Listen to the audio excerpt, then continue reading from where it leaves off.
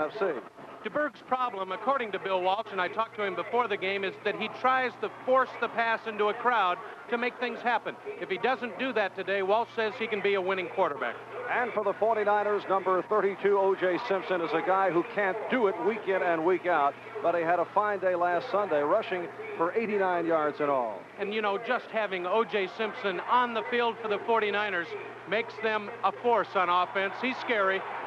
All right, the San Francisco 49ers and the Seattle Seahawks upcoming here on NBC from Candlestick in San Francisco. And we'll be back right after these words.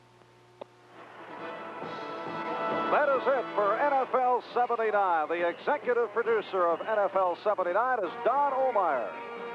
Today's show was produced by Don McGuire. Directed by Bob Levy.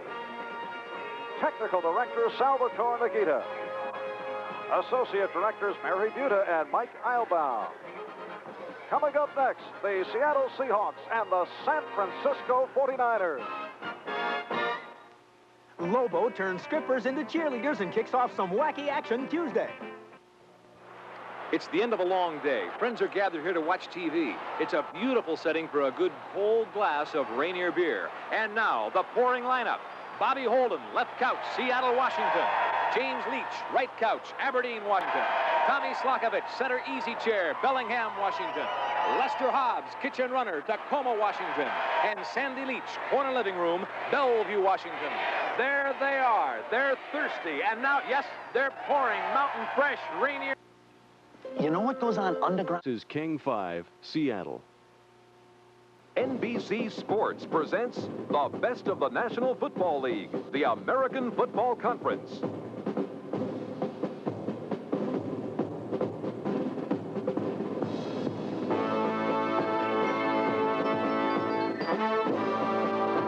Brought to you by Chrysler Corporation.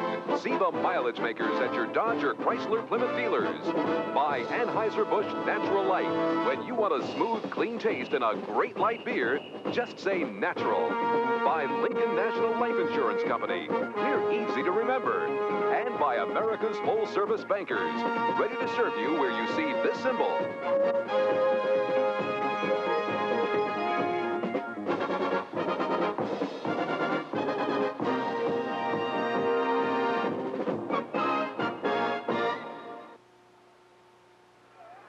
And we welcome you back to Candlestick Park in San Francisco. This is Marv Albert with Mike Hafner as we await the San Francisco 49er kickoff. The deep end, Tony Green, in his first Seattle appearance. He is wearing number 34. Number 32 is Jeff Moore. This is Ray Wersching. And here's Moore at the 10. Jeff Moore out to the 20. To the 25. Breaks a tackle. It's Wersching able to tackle Moore. So Ray Wersching, the kicker, in on the stop. You won't see that happen very often, Marv. Usually, the field goal kicker runs off the field.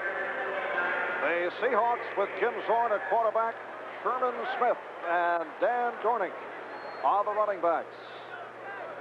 McCullum, Logic, and Peets, the receivers. They ought to have big days. The San Francisco defense isn't that tough. There's the offensive line. Nick Bebout back in the starting lineup, along with Bob Newton, who has replaced Ron Coder. And a look at that front four of the San Francisco 49ers as the Seahawks go to work on first down. And this is Dornick getting the call. Short pickup for Dan Dornick. Ted Vincent, the left defensive tackle, making the stop, and some over-aggressive play by the 49ers, but the crowd eats it up. When you have a collective record of 1-9, Marv, tempers are a little bit short. There's the defensive line, Reese, Vincent, Jimmy Webb, and, of course, Hardman, who has been around a long time rushing quarterbacks. It will be a 2nd and 8 at the 31-yard line. A look at the 49er linebackers. Jeff McIntyre, who was a doubtful because of a sprained knee, is in there today. Willie Hopper on the right. Dan Boone, the middle linebacker. Danny Buns, the star of North Dallas 40, or one of them. All right, Zorn to throw with a penalty marker down. Zorn runs out of the pocket, and he hits the wide receiver McCullum for a first down. Sam McCullum. Taken down by McIntyre and Hopper, but a flag is down, a procedure call against the Seahawks. Jim Zorn, one of the better scramblers in the National Football League, and he made that play happen, although there was backfield in motion. It'll cost the Seahawks. We will hear it from the referee, Pat Haggerty. Incidentally, the umpire today is Al Conway. The head linesman is Walt Peters. The line judge, Vern Marshall. The back judge, Jim Poole. The side judge is Dick Creed. And the field judge, Bob Lewis. Illegal formation. Tackle uncovered. Offense. Second and 13 for the Seahawks. Back at their 26-yard line. The 49ers secondary. A host of new names in there as we look back to a year ago at this time. A lot of changes in the defensive backfield for the Niners. Rabel is to the right and Largent out left. And this is Smith. Big hole for Sherman Smith. McIntyre makes the stop on Smith. Sherman Smith now taking up some of the slack again with the loss of David Sims. And Sherman Smith runs inside as well as any running back in the National Football League. You saw the block on Buns, and Sherman Smith took advantage. It's a 3rd and 2, and the Seahawks go to the double tight end alignment. Brian Peets and Mark Bell come on. Seattle with a record of 1-4. They come off the loss to Kansas City last week by the score of 24-6. That perhaps the most disappointing defeat of the season. Here's Dorning battling for a first down. Close to that first down marker. Melvin Morgan, free safety. Dan Boone, middle linebacker, combining to make the stop. The Seahawks losing to San Diego 33-16. Tough loss to Miami 19-10. Beat Oakland 27-10. They're calling for the yardsticks. Lost to Denver 37-34, a game that Mike and I telecast. Seahawks had jumped to that 34-10 lead, and Denver, led by Craig Morton, scored 27 consecutive points. He's going to be short. Will Jack Patera go for it? He's a gambling-type coach, especially on offense, Marv. I don't see a punt team. No, Patera is going for it, 4th and inches. Seahawks stay with Peets and Bell as the tight end. Fans here in San Francisco trying to urge the 49er defensive unit on. And Dorning tries, but comes up short. So the 49ers appear to have held the Seahawks. We'll have to wait and see. McIntyre and Hartman combining to stack up Dorning. Well, they want the yardsticks once again. He's got it this time, Marv. They marked it so that he's got the first down. This old special teamer knows when they get him. Not by far, though. Yes, it is a first down. So the ball, the nose of the football, picking up the first down. And the Seahawks now, first down from just inside the 40-yard line. Rabel is to the right. Largent left in the slot. It's McCullum. The running backs are Smith and Dorning. And the quarterback is Zorn. Play action. Zorn goes sideline and completes to Rabel. First down for Seattle at midfield. Charles Cornelius, the left cornerback, covering on the play. The offensive mark of the Seattle Seahawks is the play action pass on first down. You fake to the fullback to hold the linebackers. The out pattern to Rabel is wide open, and Jim Zorn on his first pass. He's going to stop those boos in Seattle. Strange thing, like the 49ers, Seattle usually starts strongly in the first quarter, and then they drop off. Seahawks have outscored their opponents 23-0 in the first quarter. They have died particularly in the fourth quarter. That's Largent in motion. And here's Smith. Looks to turn it. He does. Sherman Smith slipped up, but picked up the first down. Melvin Morgan, the free safety, was able to get Smith, and he just did get him. And I'll tell you, if Melvin Morgan wouldn't, and he was on the ground when he makes this tackle, outstanding lead block by Coder, 61. And Sherman Smith gets the corner, and that's important in the National Football League. Look at Morgan, 46, laying on his stomach, reaches a hand out, trips him up. Otherwise, Smith had been in the end zone. It's a 13-yard run by Sherman Smith, who has been averaging 4.5 per pop.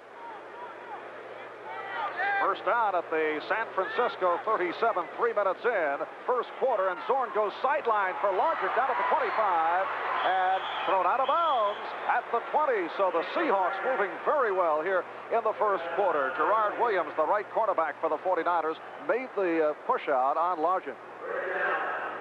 Again, a first down pass. Steve Largent, I'll tell you, one of the finest receivers in the National Football League, and who says you have to have great straight-ahead speed? Largent, not one of your burners, but also one of the best receivers in the NFL. First down for the Seahawks, just inside the 20-yard line. Largent is off to the right side now. They line up in the I with Smith behind Dornick. McCullum comes left.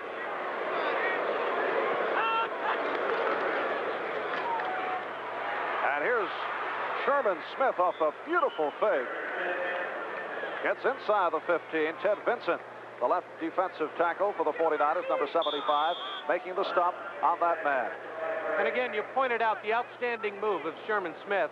I said he was an inside runner supreme in the NFL. Look at the little juke that he makes to wait for the hole to be blocked by his offensive lineman. Outstanding job by Bob Newton, who has come in after being injured for the past 2 weeks. Jeff Moore has come on to replace Smith in the backfield. Second and 3, and this is Dornick with room. Dornick is in for the score. Dan Dornick finding a big hole, and the Seahawks take a 6-0 lead. You learn when you're running back to cut back against flow. Watch Newton, 78. He blocks Danny Buns, the middle linebacker. Dornick back against flow. And when you get those defenders running the other way, Dornick prances in the end zone. And with Sims hurt, Dornick has filled some big shoes. Efren Herrera with Jim Zorn to hold. Herrera is 9 for 10 on the season.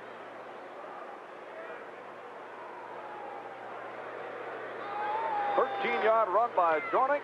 Herrera with the extra point, and the Seahawks, 4 minutes into the first quarter, have taken a 7-0 lead here at Candlestick Park in San Francisco. We'll be back with the Seattle kickoff in just a moment.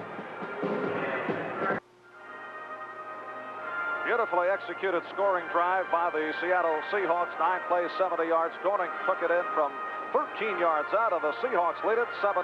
The deep man for San Francisco, James Owens, at the bottom of your picture. He is the fleet rookie out of UCLA, and the 4-year pro Paul Hofer of Mississippi. And this is Herrera getting set to kick off.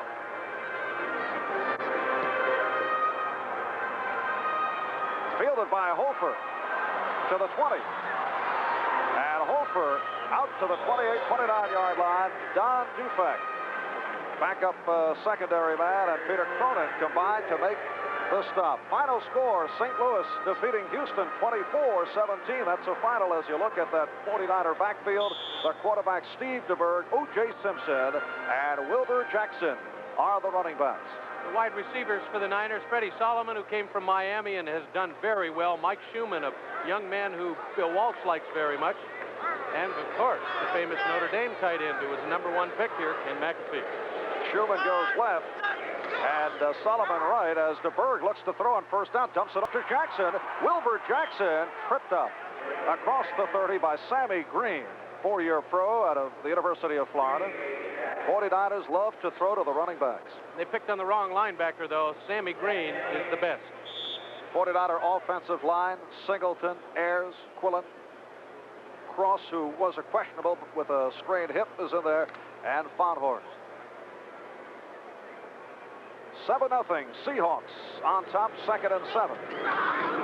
And Jackson again, out to the 36, 37-yard line. Mano Tuiasosopo, also an injured player coming in. Bad knee, did not practice last couple of days, but in there along with Carl Eller as you look at that Seahawk front four. Eller, Robert Hartburn Hardy, Tuiasosopo, and Bill Gregory. Carl Eller, his second start.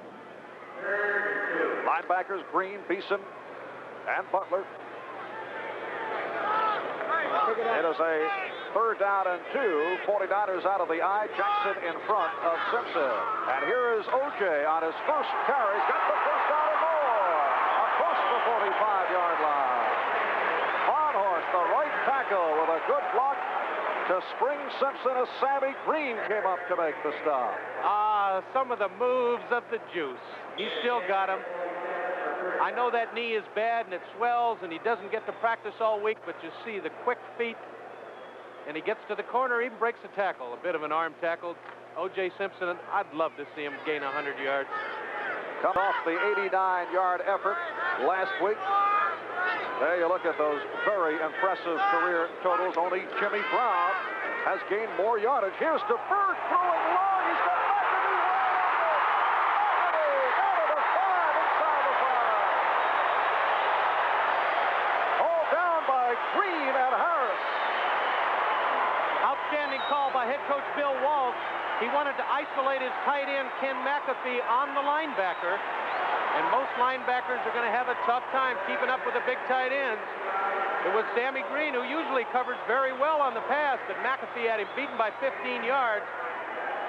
And he wide open. Quarterbacks love that. And McAfee's all the way down inside the 5-yard line, and this could be a wild afternoon of scoring.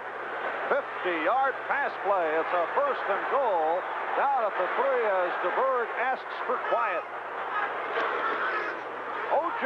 going outside, trying to get in, but cannot. Stopped at the line of scrimmage.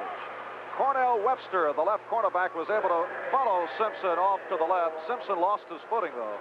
Again, when you do not practice during the week, you tend to take a couple plays before the legs get underneath you. And O.J. slipped right there, and that meant he could never get outside to the corner. Webster had him easily. It'll be a 2nd and goal at the 3. Phil Francis, rookie out of Stanford, has come on, wearing number 48, replacing Wilbur Jackson. They line up in the I. That's Francis in front of Simpson. And it's O.J. again, and he's in.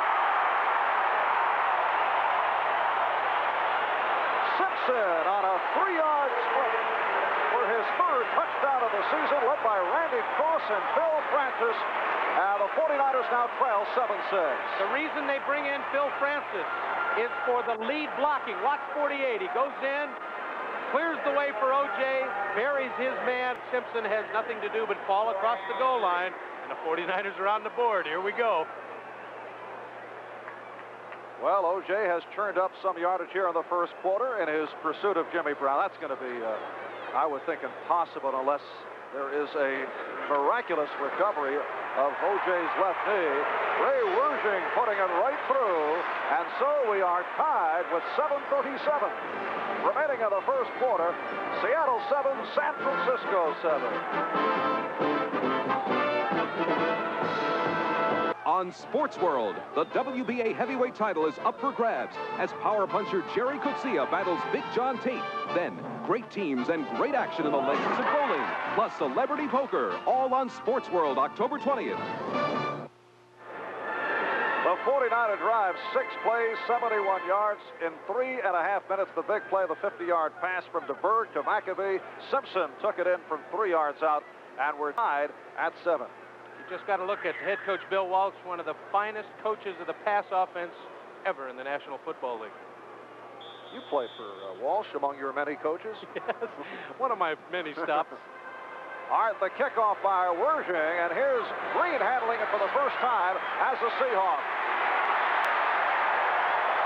Good low tackle by Eric Johnson, number 24, a 3-year man out of Washington State, as Tony Green, a guy who has been around Seattle, his 3rd club of the season, handles it for the very first time. As you look at the scoreboard, Kansas City just getting by Cincinnati by the score of 10-7.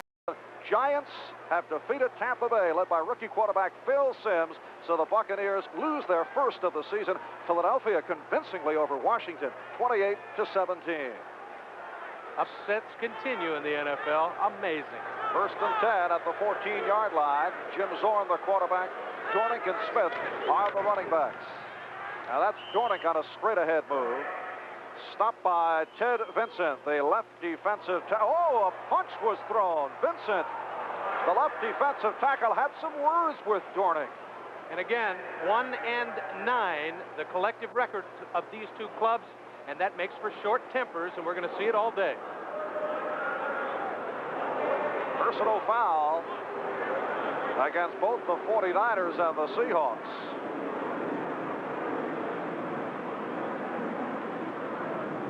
The flare-up began on the last series for Seattle. Back to the scoreboard. New England did not have an easy time with Detroit.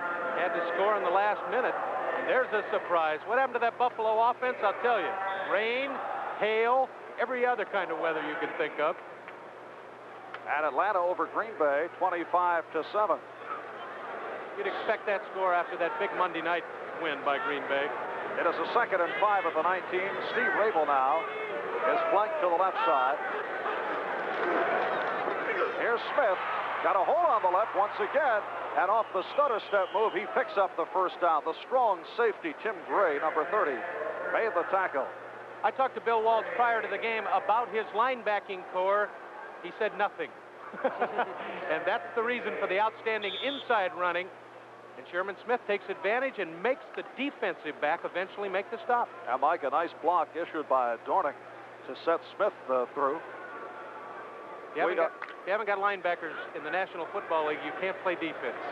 Largent right, McCullum left. We're tied at 7, 6.5 to go, first quarter. Here's Dornick. Time to try to go outside and brought down across the 30 by Jeff McIntyre. I mentioned earlier McIntyre was a question mark because of a sprained knee. He is a rookie out of Arizona State, starting at left linebacker with Scott Hilton out of action. Hilton out with a separated shoulder. Another final score. The Cardinals upset again. Do it. Beat Houston 24-17. St. Louis was 1-4 going into that game. They were due for a good one, though. It's a 2nd and 5 as McCullum goes slot right. Rabel is to the left. Wide man right is Largent. And once again, Zorn hands off, and Dornick is stopped. Dan Dornick stopped at the line of scrimmage. Dan Bunce, middle linebacker, right defensive tackle Jimmy Webb, combining to make the play, so it's a 3rd down 5 upcoming. Webb made an outstanding move that time, and that's the reason Dornick got no yardage. I was a bit surprised. I expected Zorn to throw more than he has, but he's kept it on the ground, and when Sherman Smith is ripping off 13 at a crack, I guess you keep running. He threw an awful lot against Kansas City last week, 23 for 38, but those are misleading statistics. Many of those completions were dump-offs to his backs. Now Zorn to throw, and he completes it. He's got a first down with Sam McCullum. So Zorn with a perfectly thrown pass as Bunce and McIntyre were able to get to number 84. McCullum, a 6-year pro out of Montana State, with his 13th reception of the season, and it's a first down for Seattle at their 43. We're tied at 7. We have 5.5 remaining in this first quarter. Marv Albert and Mike Hafner from Candlestick Park in San Francisco. Rabel left, Largent right. That's McCullum moving off to the slot. And a long count by Zorn to throw on first down. Lays it off, but Dornick dropped it. Took his eyes off it, and he's unhappy. That happens a lot, Marv, especially when you can hear the linebacker bearing down on you. You want to turn around and look quickly so you can make a move on him. And Dornick did it before he had the ball tucked away, and those things will happen. I hate to see receivers drop the ball, though. Oh. Well, it's something you can relate to. Just kidding, Mike. Yeah, thanks for that, but I dropped my share. 2nd and 10 out at the 43-yard line. Jeff Moore again in for Sherman Smith, lined up in the eye behind Dornick.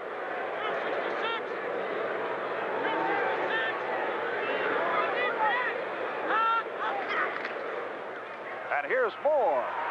Moore with good acceleration out to the 50-yard line. McIntyre makes the stop, so Jeff Moore carrying the ball for only the 4th time this season. He had come in 3 carries, 20 yards. Has been disappointing in the kickoff and punt return game. That's the reason that the Seahawks signed Tony Green. Green, you may recall, was a Pro Bowler last year with Washington and then seemingly lost it. Picked up by the Giants early this season, did not do it with the Giants, and was picked up just this past week because Moore had been disappointing. We go to the double tight end alignment for a 3rd and 2 out at midfield. Sherman Smith back in, combining with Dan Dornick. Off the fake, it's Smith going wide. Fumbles it out of bounds. He is close to that first down marker. And he slipped in the backfield when he was just getting underway. That might have cost him the first down if he didn't make it, but he did. He got past the yard marker, 1st and 10. It was Melvin Morgan, the free safety, who was able to bump him out of bounds. 4 minutes remaining in this first quarter. And the Seahawks and the 49ers are tied at 7. On the subject of that Kansas City game last week, the Seahawks, for the first time in a long, long time, heard boos out of the kingdom. A very young Kansas City defensive unit handcuffing that high-powered Seattle offense. They're trying to come back from that. And here's Zorn. Beautiful catch this time by Dornick. Caught it at the hip, but just a short pickup with McIntyre right on the play. That was nice of Jim Zorn to go back to Dornick on the same pass. He owed him one. This time he made a great catch instead of dropping it. There you see his statistics from last week. 10 passes, that's the Seahawk record. Boy, the running backs are catching a lot of passes these days. Everywhere. There's Jeff McIntyre, rookie out of Arizona State, the man who caught Dornick, so Dornick only able to pick up a yard. It's a 2nd and 9, and again Jeff Moore is in that Seattle backfield. Largent is to the left, and McCullum goes slot left. Oh, you saw all the movement right there on the handoff, but I don't see a penalty marker down. Not a flag down. They must say he got back. We'll get another look at it as Jimmy Webb made the stop. I don't know if we can see the lineman jump. Yes, there's the nose tackle jumping, but they all got back, did not make it across the offensive line of scrimmage. I'll get that across yet. It's a 3rd and 8 now. 49ers go 3-4. Bob Martin has come on as the extra linebacker. And Zorn goes for Largent. He's got him! Steve Largent, first down and more, inside the 15-yard line. Strong safety Kim Gray pushed him out of bounds. Zone defense this time by the San Francisco 49ers in their 3-4 setup. Gerard Williams had the short route, and all Jim Zorn did was throw it over Gerard Williams' head and in front of the deep secondary, and it was an easy completion. A 32-yard pass play as Steve Largent cops his 17th reception of the season. 27 games in a row now with a catch. Here's Dornick with lots of room on the outside. Dornick inside the 5. Melvin Morgan, the free safety, and Gerard Williams, the right cornerback, make the stop as you look at Seattle head coach Jack Patera. One of the reasons that the Seahawks are getting outside as easily as they are is because of the linebacking problems the 49ers have had this season. You don't usually get outside in the NFL, especially against today's great outside linebackers. But you have a rookie on one side and an injured Willie Harper on the other, and that makes it tough. It's a first down, 1st and goal at the 3. The setbacks of Dornick and Smith. And this is Dornick. And Dornick battles his way in for the score. Dan Dornick was able to break tackles on the way in, led by the tight ends Peets and Bell. And the Seahawks now lead it 13-7. I'll tell you, Dan Dornick better go over and thank Sherman Smith, because his lead block on Danny Buns, watch 47, right there on 57 Buns, and you can forget it. Touchdown City. That was Eric Johnson who tried to stop it, 24. And Sherman Smith just blew him out, and Dornick, with his good speed and stability, was in the end zone. So Dornick has scored both Seattle touchdowns with Zorn holding. Here is Herrera to try for the extra point. We have 2:33 remaining in the first quarter here at Candlestick in San Francisco. And it's the Seattle Seahawks leading the San Francisco 49ers by the score of 14-7. We'll be back in just a moment. Seahawks leading the 49ers now 14-7 as Herrera gets set to kick off to the combination of James Owens and Paul Hofer. That's Hofer at the top of your screen. 2:33 left in the first quarter. And again, a bouncer that is fielded by Owens to the 20. Oh, he goes head over heels up near the 30-yard line. Would you describe that, Mike? I know he was a world-class long jumper at one time in his career, but that looked like a half gainer with a full twist. And again, those bouncing footballs tend to slow up the coverage. Owens, there he goes. I'll give that a 9.3. Sammy Green was the man who unleashed James Owens. It's a first down for the 49ers now at the 28-yard line. They are trailing by the score of 14-7. Running backs are Simpson and Jackson. Here's O.J. Nowhere to go. O.J. Simpson cut off by Keith Simpson, number 42, no relation to O.J. Keith, a second-year pro out of Memphis State who has emerged as a starter at strong safety. And O.J. Simpson, that time you could see where the left knee bothers him. He couldn't make the break to the outside, and that cost him any yardage. 5 minutes and 4 seconds for that last Seattle scoring drive, capped off by Dorning, taking it in for his second score of the afternoon. It's a 2nd and 10 for San Francisco at their 28-yard line.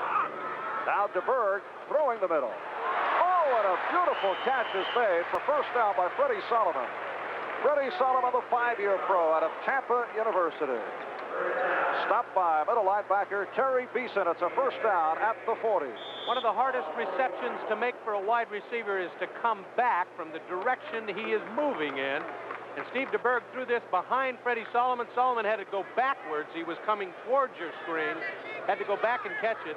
That takes great concentration and great athletic ability. Now Owens is wide right. The tight end is Brewer now. McAfee started the game. And here's Simpson. Trying to pick his way through and does. Nice move by O.J. through a crowd out to the 46. Keith Butler, the right linebacker, made the stop, and a good block by the right tackle, Fonthorst. O.J. Simpson can find the smallest cracks to get into. He has that great sense, 11 years of running behind great offensive lines and gaining big yardage, and he made the perfect move to gain the 5 yards they needed. 6-yard carry for O.J., who comes off that 89-yard effort last week against San Diego. 2nd and 4. Phil Francis in the lineup, replacing Wilbur Jackson as Owens now goes to the left side. 30 seconds remaining in this first quarter. Here's Simpson again, and he's got the first down. O.J. looking very sharp here in the first quarter. Terry Beeson, the middle linebacker, makes the stop. And again, O.J. Simpson, as soon as he gets a few carries, the knee starts to warm up. And he starts enjoying it when he sees the blocking out front. O.J. Simpson can still run the football even on one leg. Nice block by the left guard, John Ayers. Time running down in this first quarter, and you have just seen the final play of the quarter. At the end of one, the score, San Francisco trailing Seattle 14-7. We'll be back after these messages from your local station. The Frederick & Nelson store-wide fall sale. Save from 10 to 70% at one of 1979's biggest savings events. Save 22 to 25% on elegant table lamps from Stifel. From 16 to 35% on Royal Classic towels from Canon. 1/3 off selected men's suits, jackets, and slacks. Save 24% on women's winter coats. Save from 10 to 70% throughout the store. Now through Sunday, October 14th at the Frederick & Nelson store-wide fall sale. Watch the Seahawks here on King 5. Back in San Francisco, California, Marv Albert with Mike Hafner. 1 quarter in, and the Seahawks lead the 49ers 14-7. As we pick it up, San Francisco ball first down at the Seattle 47-yard line. The quarterback is Steve DeBerg. The running backs are O.J. Simpson and Wilbur Jackson as O.J. cuts to the left. And DeBerg swings it out for Jackson. Bumped out of bounds by Keith Simpson. We're seeing two offensive-minded football clubs, maybe because their defenses aren't that good. But throwing on first down is a sign that you are an offensive club, and both teams have done it consistently. A 2nd and 6 coming up now for San Francisco. Setting that line again, Singleton and Fonthorst at the tackles. Ayers and Cross the guards. The center is Quillen. Second down play for DeBerg, 3-year pro out of San Jose State, who has completed 59%. He's tied with Archie Manning of New Orleans as 4th in the NFC. Ground game again for Jackson, stopped by the middle linebacker, Terry Beeson. And Terry Beeson is the man against the running game. He plays it very, very well. His weakness has been against the pass, and I would imagine Steve DeBerg will take advantage of that all afternoon. 2-yard pickup for Jackson, 3rd and 4 at the 41. Now O.J. getting a breather. 49ers need this first down for their mental attitude. They can score. They're a good offensive team. They just can't stop the Seahawks today. Lone setback is Jackson. And DeBerg fires, intended for Schumann. Nearly caught by Harris, who did not expect that kind of bullet. I think Schumann might have caught that one. DeBerg looking over to the sidelines, not wanting Coach Bill Walsh to punt it away. But it went right through Schumann's hands, although it was tipped. And if it had moved off its path, it's not Schumann's fault. So Dan Melville will come on for the first time. Rookie out of the University of California. As you look at Tony Green. Green, a second-year pro from the University of Florida. The stats on Melville as he gets set. He'll punt from his 45-yard line. A high hop for Green, and wisely lets it go. Not much he could do as Melville puts the Seahawks back within their 15-yard line. And there's a break in the action right here. Opening minute of play, second quarter, with the Seahawks leading it 14-7. Marv Albert with Mike Hafner back at Candlestick Park in San Francisco. We're early second quarter, but Mike being back here must bring back a lot of big memories for you. I think I dropped a couple touchdown passes here back in 1970. All right, back to the field where the Seattle Seahawks have a 14-7 lead and a first down back at their 13-yard line. McCullum is slot left now for Seattle.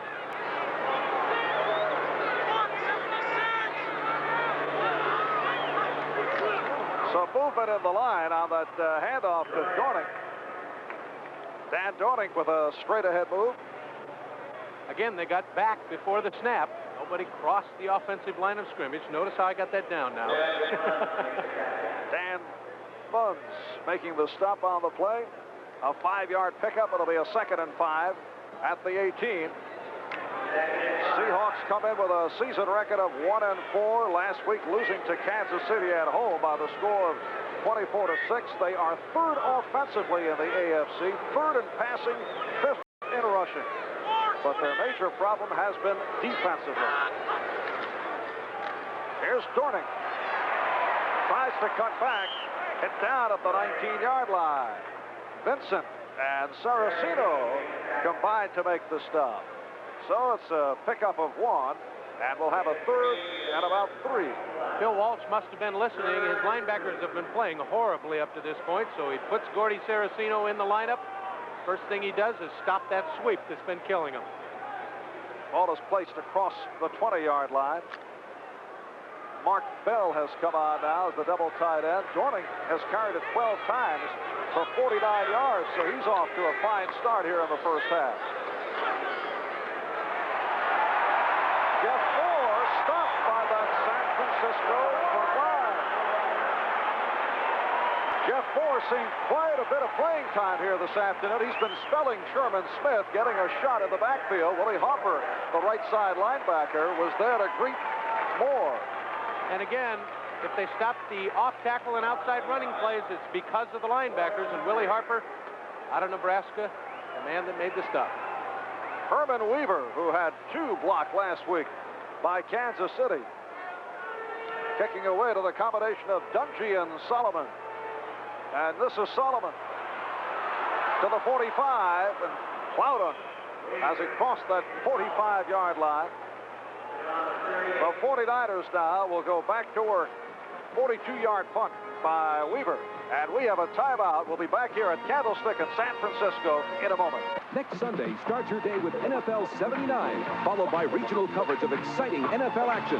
Telecasts include Joe Ferguson leading the Bills against the Dolphins, the Patriot-Bears battle, and Seattle's Zorn to Largent combo challenging the Chargers. Next Sunday here on NBC, an outstanding lineup of NFL action. First of all, at 9:30 a.m. Pacific time, NFL 79 with Bryant Gumbel and Mike Adamle, and a look at Wild West football, Canadian style in Calgary. The early games, Buffalo at Miami, Pittsburgh at Cincinnati. At 10:30 Pacific time, New England playing at Chicago and Houston at Baltimore. And at 12:30, it'll be Seattle at San Diego and Denver at Kansas City. That one ought to be a big, important interdivisional game, as will the Seattle-San Diego game. 49ers back to the offense. We're 3 minutes in, second quarter. San Francisco trailing Seattle 14-7. This is Simpson. Bumped with his own man. Penalty marker down as O.J. was able to cut back. Some pretty footwork by Simpson to get to midfield.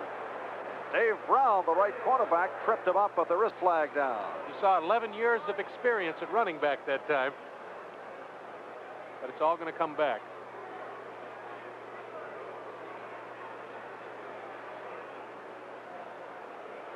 We'll get the call from the referee, Pat Haggerty. O.J. in a collision in his backfield with some white and red uniforms. Number 71, offense, first down. Keith Fondhorst, the right tackle, is called for the hold. Let's see if we can see the holding. Again, it's O.J. on the sweep to his right, and the Seahawks play it well, and oh yes, had a 2 yards of jersey in his hand. Barnhorst got caught. O.J. sure made something out of nothing. And it was Fondhorst who Simpson ran into. You see the penalty markers down. Look to be Tuiasa Sopo. Number 74 will have his number called in just a moment. You got Tuiasa Sopo down cold now. Offside, defense, 77. He said 77, but our crack camera crew proves that it's number 74, Tuiasa Sopo. Phil Francis has come on now. Defense, number 77, first down. Well, he says Gregory, number 77, the right defensive end, will stay with Tuiasa Sopo. Our cameraman can't be fooled. And it's a first down. And 15 back at the 41-yard line. Here's DeBerg looking for Owens, and he changes mind and completes to McAfee. McAfee near the first down marker. Keith Butler, the right linebacker, making the stop on the play. Ken McAfee tried to move that football up a couple of yards. Did not work. It is still short of a first down, about 1.5 yards to go. You saw the classic reading quarterback. He got to look over the entire secondary, and eventually, after great protection, found McAfee for almost a first down.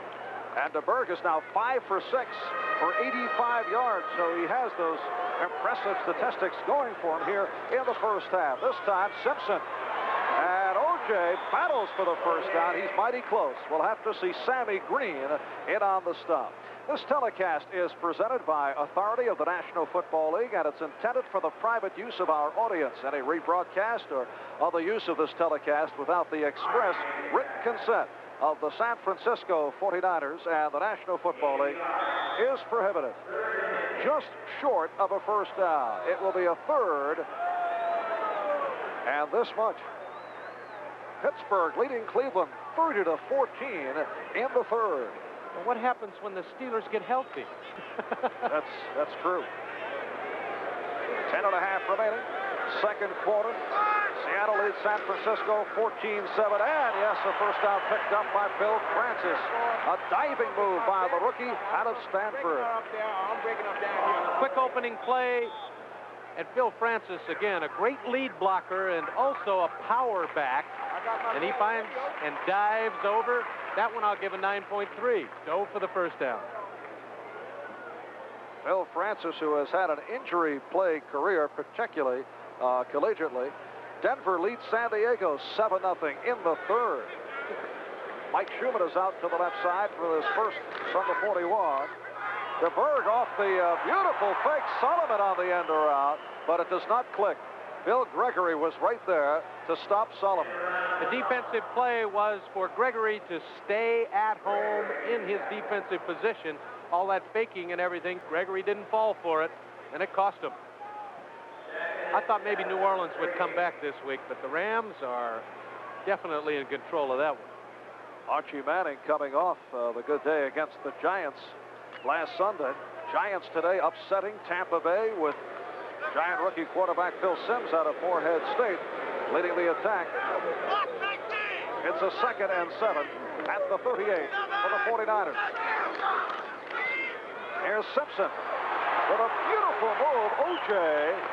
short of the first down, led by the left guard John Ayers, was stopped by Beeson and Green. O.J. Simpson, throughout his 11-year career in the National Football League, has been noted for that burst of speed. He avoids the tackler. Now he sees the hole. There's the burst, and that gave him an extra 2 or 3 yards. It's a 6-yard pickup for Simpson, and a 3rd and 1 at the 32. Baltimore Colts leading the New York Jets 10-3. Every week we say Ted Marchibroda's job is on the line. Every week the Colts lose. This time the Colts in front, but they have been a good club early in the contest. Wilbur Jackson with Sammy Green making the stop. Very, very close. About a yard to go for the first down, and if I were Bill Walsh, I'd go for this first down. His club needs it for their emotion, and he's going for it. Good call, William. Francis has come on, replacing Jackson. Dennis Boyd, left defensive end, has come on for Carl Eller. He is just off injured reserve, reactivated, replacing Ernie Price, who was dropped. And Boyd is in there along with Hardy, Tuiasosopo, and Gregory. Here's Simpson, and he's picked up the first down. Another outstanding call by Bill Walsh. This time Francis was the lead blocker, and they ran misdirection. O.J., all he had to do was dive over the pile for the first. It is a first down at the 29-yard line. So O.J., who did look good last week after a couple of so-so efforts, looking very sharp here in the first half. Again, just his presence on the field scares defensive linebackers. 84, Schumann in motion. DeBerg looking the other way, and he's got Simpson. Here's O.J. falling down. He slipped inside the 25. Good block by the center, Fred Quillen. And he's sitting there saying, oh, if I wouldn't have slipped, I could have got another 15 or 20. It's a 5-yard pickup.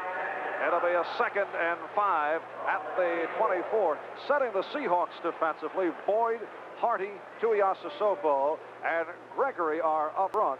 A reminder, Sports World, 2 weeks from yesterday, October the 20th, 2 of the hardest hitters in boxing going toe-to-toe for the WBA heavyweight title.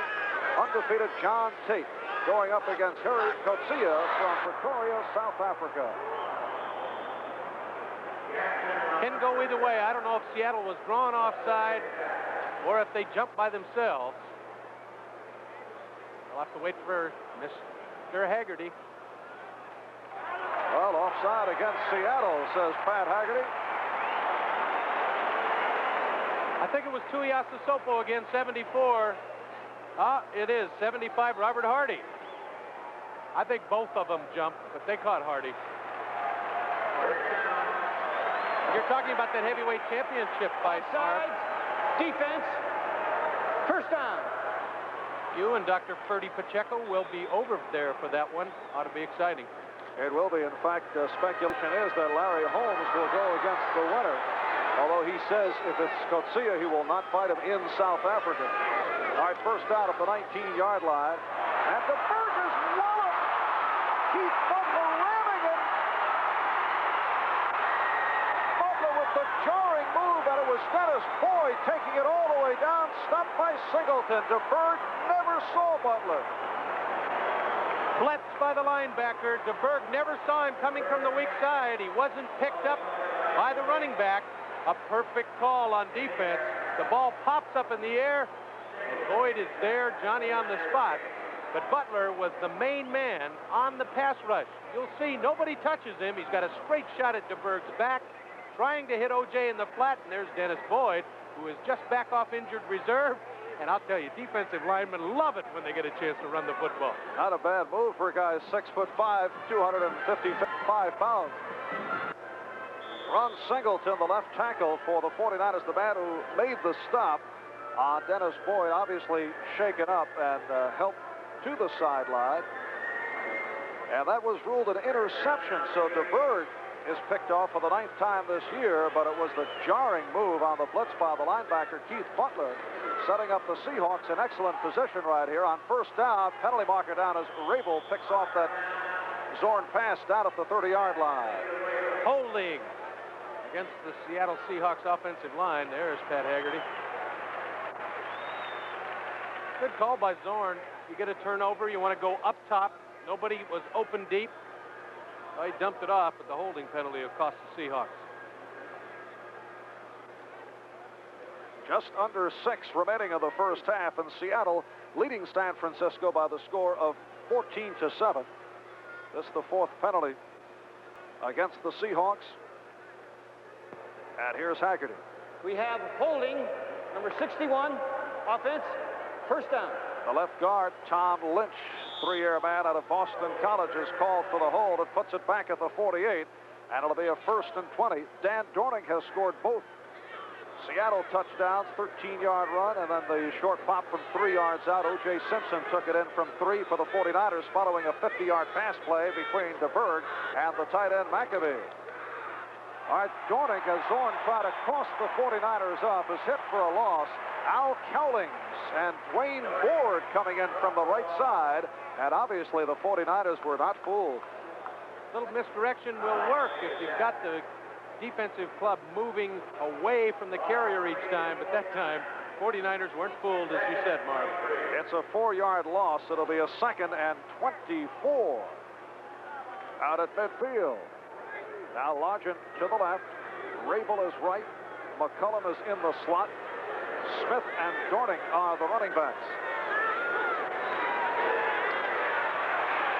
And Zorn on the run is able to fire a leaping catch made by Largent.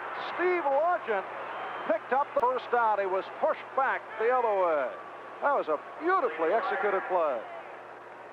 Jim Zorn on the scramble, and that gives your receivers time to get depth against the defensive backs. And then, like all great receivers, Steve Largent coming back to his quarterback who is scrambling. And when you come back to the ball, it's no chance for the defensive back. The one problem, though, is Largent may have hurt his ankle on that play, limped off, and he's been replaced. There he is. He's telling the trainer, I turned it outside. It hurts. First down at the 27-yard line. McCullum is now to the right side, but the handoff for Dorning. Short pickup for the 2nd-year pro out of Washington State, who's averaging better than 3 per carry. Ted Vincent, left defensive tackle, linebacker, Gordy Saraceno combining to make the stop. Sherman Smith had the lead block that time, and he couldn't find a man to block, and he got in the way, and that cost Dornick some starting speed. Picked up about a yard, 2nd and 9. Number 86, Jesse Green, recent addition to the Seattle roster, has come on now as the extra wide receiver. Green is to the right, and Rabel left. McCullum in the slot. Again, long count by Zorn. Here's Smith. Found some running room and then try to cut back the other way. Saraceno and Vincent stopping Sherman Smith. Right here, we pause briefly for station identification. This is the NBC Television Network. This is KING-TV, Seattle. It'll be a 3rd and 5 down at the 22. This is Marv Albert with Mike Hafner from Candlestick Park, San Francisco, California. 3 minutes, 12 seconds remaining in the first half, and the Seahawks on 2 touchdowns by Dan Dorning lead the 49ers on a touchdown by O.J. Simpson by the score of 14-7. And Zorn to throw. Throws to Dorning. A lovely pass pulled down by Dorning, and it's a 1st and goal for the Seahawks. Dorning stopped by Saraceno, but a 1st and goal is set up. Tremendous control and poise by Jim Zorn. Watch the great pressure on him. I mean, they got the whole 49er front 4 in on him, and he just barely got it away to Dornick. But Dornick proved last week with 10 receptions that he's the man to look for when you're in trouble. It is a 1st and goal down at the 7. John Yarno leads the Seahawks to the line. Zorn is now 7 for 8, 111 yards. So off to a superb first half. No more boos in Seattle. Here's Smith. Shed one tackler inside the 5, and he's in. Smith just getting into the right-hand corner. Melvin Morgan, the free safety, could not stop him. And again, the 49er linebackers were caught up in the big mishmash at the line of scrimmage. He breaks to the outside, and there isn't anybody there to stop him except defensive backs, and they're not expected to stop the running game. They're there to stop the pass. Watch Sherman Smith. A missed tackle there. Now he breaks to the outside, and where are the linebackers? All stuck up inside, and Smith prances in. Seahawks now lead it 20-7. As Herrera will try and make it 3 for 3 on the day. Sword is holding. Penalty marker is down. The kick is good, but there is a flag down. And the officials will talk it over. Ball start, offensive tackle. False start by the Seahawks. They will kick it again. It was Bebout who jumped before the ball was snapped. And on an extra point, there are no signals. You say ready, set, and you don't move until you see the ball snap. And Bebout's been out on injured reserve. He doesn't have the timing down, and it cost him. They move it back, and Herrera will try once more. He gets the natural turf now to kick it up instead of the pitcher's mound.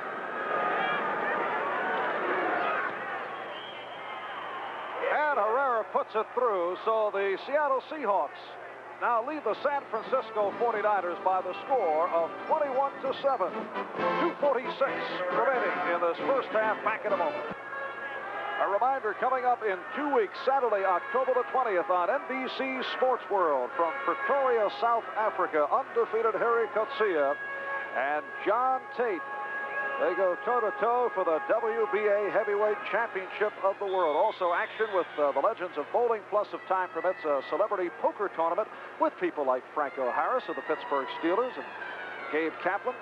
All this and more, October 20th on Sports World. The kickoff by Efren Herrera. And this is Owens, and decides to stay right there, and here's it from the crowd. He had a lot of running room, Mike. I don't like that.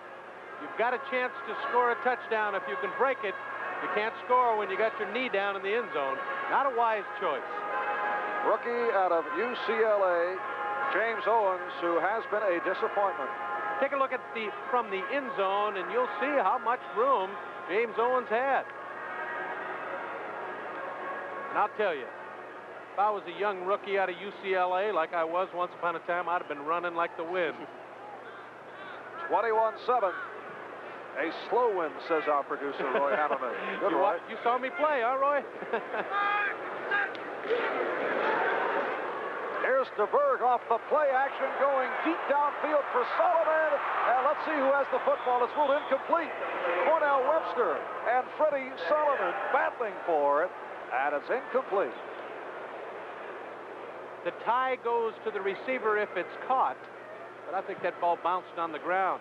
Out of Denver, we have a report that Norris Weiss, the starting quarterback, has been replaced by Craig Morton. We saw that 2 weeks ago. The Seattle fans will remember it. Weiss has an injured knee. 2 weeks ago, Morton came on and threw 3 touchdown passes within 2.5 minutes, leading to that incredible come-from-behind victory over the Seattle Seahawks. 2nd and 10 here for the 49ers. 2.5 left in this first half. San Francisco trailing 21-7. And DeBerg to throw again. This time lays it off.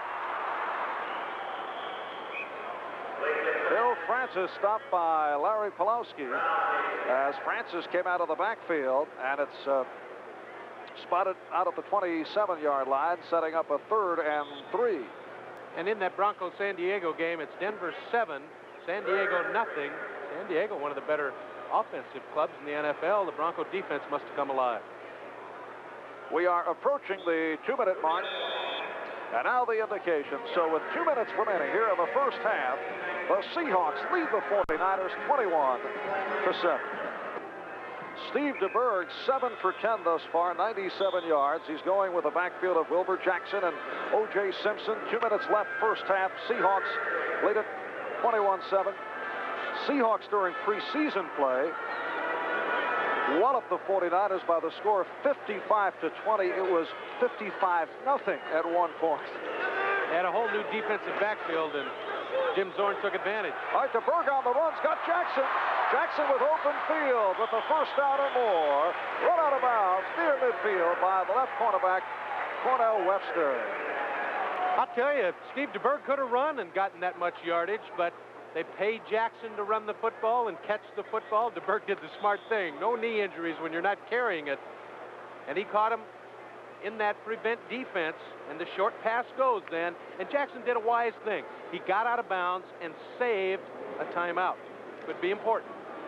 In fact, that play took only 7 seconds, setting up a first down. They spotted at the 47-yard line. Solomon is out to the right side. Here's Simpson, though, and Simpson gets to the 50. That sets up a 2nd and 7. As O.J. picked up 3 on the play. Hurry-up offense being utilized now by the 49ers. The left guard, John Ayers, led Simpson. Minute and a half remaining in this first half. And DeBerg will put it up. Now he swings it again for Jackson, and Jackson lunges out to the 45, short of a first down, and now the 49ers call for time. Timeout called by San Francisco with 1 minute and 24 remaining in this first half, and the Seahawks leading it by the score of 21-7. We'll be back right after these words. San Francisco ball as we resume following their timeout, and the 49ers have 2 timeouts remaining, 1 minute 24 left in this first half, and the 49ers have a 3rd and 1 at the Seattle 44. There's no better coach than Bill Walsh for this 2-minute drill. I saw him in his days at Cincinnati and at San Diego. He can do it. He knows how to get the yardage and save the timeouts. Solomon left, Schumann right. DeBerg goes to the ground. Wilbur Jackson able to break a tackle and picks up the first down right near the 40-yard line. Right cornerback Dave Brown makes the stop again. The 49ers in their hurry-up offense. 1 minute 10 remaining now in this first half. And DeBerg will throw, fires from the right. Schumann, the intended receiver, nearly intercepted by Cornell Webster. Cornell Webster, an outstanding athletic move. Dove through the air and batted that away, and coaches will tell cornerbacks, you can make that diving interception or knockdown, but you better get the football, because if you don't, he's in the end zone. 2nd and 10 at the 40 with 1 minute and 2 remaining. I mentioned that preseason wipeout by the Seahawks over the 49ers. These two clubs have met only once before during the course of the regular season, that back in 1976. In Seattle, and San Francisco won it 37-21. They have met 4 times in preseason, and Seattle has won 3 of the 4, including that 55-20 victory this past preseason. Now DeBerg looked short and then went the middle, short of a first down though. Sullivan, the receiver, Beeson stopped him. Clock is running, 50 seconds remaining. 49ers do have the 2 timeouts remaining. And now again over the middle, and Francis has the first down and much more. Should have got out of bounds to stop the clock, but did not. Bad move by Francis. He got wide open. He was tight roping down the sidelines. He should have stepped out and again saved another timeout, but his feet slipped out from under him. Again, the way to beat the prevent defense is underneath. And now you see Francis, he tripped himself. Nobody even touched him, and it cost him a timeout. It cost his club a timeout by not keeping his feet. San Francisco now calling for time, so they have 1 left. With 37 seconds remaining in this first half, a break in the action. We'll be back in just a moment.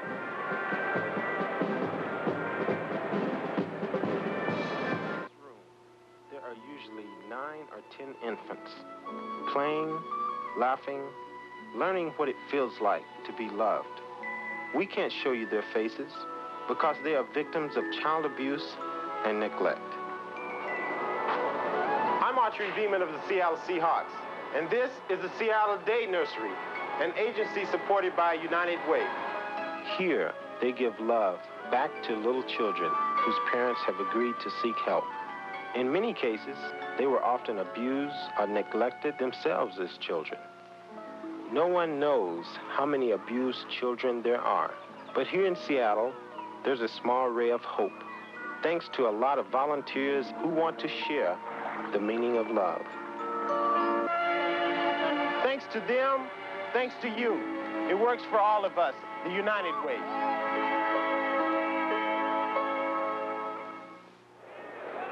The preceding announcement was furnished as a public service by the National Football League.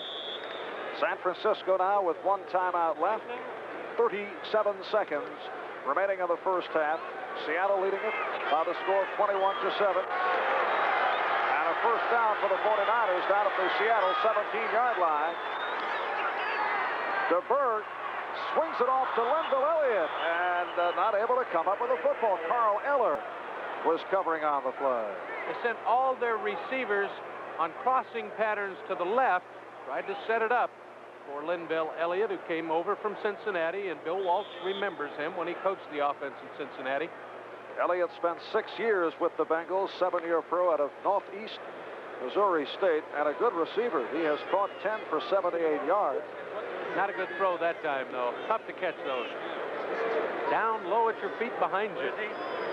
DeBerg is 11 for 16, 144 yards. Has Shula now to the right side on the 2nd and 10 at the 17. Goes the middle, nearly picked off. Solomon not able to hold on, and Beeson had a crack at it. Again, a poor throw by Steve DeBerg. Solomon, they tried to hide him from a split-end spot. He's in real tight. You'll see him fake a little bit of a block, and he's trying to sneak under the coverage. But watch DeBerg's throw. It's way behind him, and those are tough to catch. We talked about that in the first quarter when Solomon had DeBerg throw it behind him. A 3rd and 10 and a timeout called by the 49ers. Bill Walsh wanted to talk it over with Steve DeBerg, so the timeout is called. And what he's saying to Steve is, give us the opportunity for points. He doesn't want the interception. Obviously, they're not going to run the football, so they won't fumble. But DeBerg has had problems throwing into a crowd. Now they'll talk to Terry Beeson and say, you be in that line. A look at tonight's lineup here on NBC. Starting at 7, it'll be Disney's Wonderful World, Part 2 of The $1 Million Duck, starring Dean Jones. On the big event, Gray Lady Down, Charlton Heston, David Carradine, and Prime Time Sunday with Tom Snyder coming up at 10 o'clock tonight. All here on NBC. 28 seconds remaining in the first half. Terry Beeson, who nearly picked off that pass that Solomon was not able to hang on to, as you saw just a moment ago, chatting over at the Seattle bench. As DeBerg returns, Steve DeBerg spent all of the past off-season rehabilitating had an injured knee that was actually suffered in the final game of the season last year. And it's cost him. His feet have been slow, and that doesn't help you when you're throwing. Here's a 3rd and 10 for DeBerg and the 49ers. Movement and a penalty marker down. Off the reverse. Owens goes to the left side. Owens able to keep going. Owens with a spectacular move. But we'll have to wait and see what that flag was all about. James Owens, a UCLA alumnus out there running the reverse. And you better tackle that young man. Again, I mentioned he was a world-class long jumper, so you know he's got the powerful legs. What'd they do, Pat Haggerty? What did they do? Defense, number 71, offside, decline. Wait a minute. Well, it's the old pro, Carl Eller, offside. There it is. Our camera crew right on it again. Eller jumped offside. There's Simpson on the fake sweep. Now back to Owens, and watch this young man. You don't think he's an athlete? Look at these moves. Great quick feet there to beat Keith Butler, the outside linebacker, and he even beat him twice. Bill Gregory couldn't hold on to him. Now the 49ers are knocking. 1st and goal at the 6-yard line. Here's DeBerg looking to throw on the run. Can't find anyone. And the clock is running as Bill Cook covered up. They'll try to get the field goal unit in. Now the clock has stopped with 9 seconds. Because the quarterback was down. Every time the quarterback is sacked, and they count that as a sack, now the clock starts up. This will be a 25-yard attempt, and Wershing is able to hit it. Ray Wershing, with 0 remaining on the clock, able to hit the 25-yard field goal. Well, the 49ers nearly blew an opportunity for a score, as DeBerg could not get it in on 1st and goal from the 6, but they leave the field now trailing the Seahawks by the score of 21-10. At halftime, Seattle Seahawks 21 and the San Francisco 49ers 10.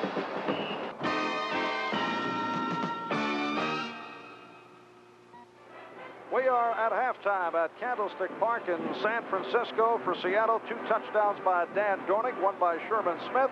And for San Francisco, a 3-yard TD run by O.J. Simpson. And just before the final gun, a 25-yard field goal by Ray Wershing. So at the half, the score, Seattle 21 and San Francisco 10. And we'll be right back after these messages from your local station.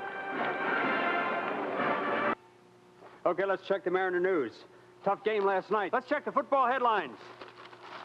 Last night, hello, Mr. Sports. Babe Ruth. It wasn't? When it comes to sports, most radio stations give you a one-man show. But the KVI sports page gives you a whole team who bring you the inside story on sports for 2 hours every weeknight. The KVI 570 sports page, weeknights at 6. Because we don't think one man can do it all. Hello, Mr. Sports.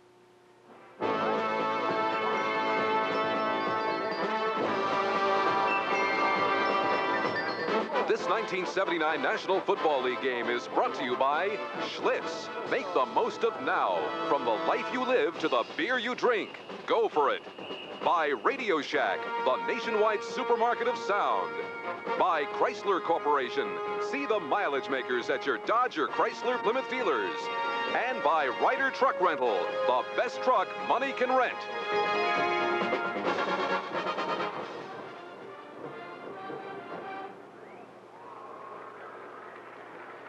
Mike, right at the end of that first half, in fact, with 0 on the clock, 49ers able to get on the board on the 25-yard field goal by Ray Wershing. Do you think that will have any effect at all in the second half? Certainly it will. Anytime you score just before halftime, that will help you coming out in the third quarter emotionally. 49ers need all the help they get. All right, 49ers trailing at halftime to the Seattle Seahawks by the score of 21-10. Right now, let's go to NFL 79 in New York for an update from Bryant Gumbel. Sunday number 6, a Sunday of frustration for some NFL coaches, particularly for this man, John McKay, head of the Tampa Bay Buccaneers. Billy Taylor over 100 yards, 2 touchdowns. The Giants upset the Buccaneers, gained their first victory of the year. After 6 weeks, no team is unbeaten. Meanwhile, down in Houston, Bum Phillips had to look on as his Oilers came up empty against the Cardinals, 24-17. St. Louis a winner. Wayne Morris right here, one of their scores. The Oilers had a chance to move into a tie for first in the AFC Central, but they have missed that chance. Hello again, everybody. Brian Gumbel along with Mike Adamle. Let's get you all caught up on just what is happening week number 6. The young Kansas City Chiefs moved to 4-2, win their 3rd straight, beat the Bengals, who remain winless. In the Meadowlands, Phil Simms, his first NFL start, didn't have a great day, only 37 yards passing, but it didn't matter because he had Mr. Taylor to hand off to. Well, the Philadelphia Eagles moved to a 5-1 record, get 4 touchdowns from Wilbert Montgomery, beat the Redskins 28-17. New England Patriots, they continue to be hard to figure. Another tough game today, 24-17 over Detroit. How good is Walter Payton? He's all the Bears have. 39 carries, 155 yards. The defense shut out the Bills, 7-0 Bears. And the Green Bay Packers, they're as big a puzzle as the Patriots. Today they laid down against Atlanta 25-7. 3 Tim Mazzetti field goals, the difference in that one. As noted, the Oilers came up empty at home. That's a tough one to figure. Big upset. St. Louis a winner 24-17. The battle of 4-1 teams, and on Lake Erie, Pittsburgh versus Cleveland, 44-21. Frank O'Hara, 71-yard touchdown run. Rocky Blyer, a 70-yard touchdown run. The Chargers are averaging 28 points a game, but they're coming up empty against Denver, 7-0 in the fourth quarter. Los Angeles, New Orleans, 28-17 in the fourth quarter. 2 Pat Hayden touchdowns, the difference here. The Colts are still searching for victory number 1. They're on top right now, 10-6 in the fourth. Dallas, Minnesota, 30-20, that game also in the fourth quarter. And Seattle against San Francisco. San Francisco still winless through these weeks. Seattle's out in front, 21-10. That ball game is at the half. You are caught up on Sunday number 6. We've still got a second half of football to come, and we'll get to it right after this commercial break.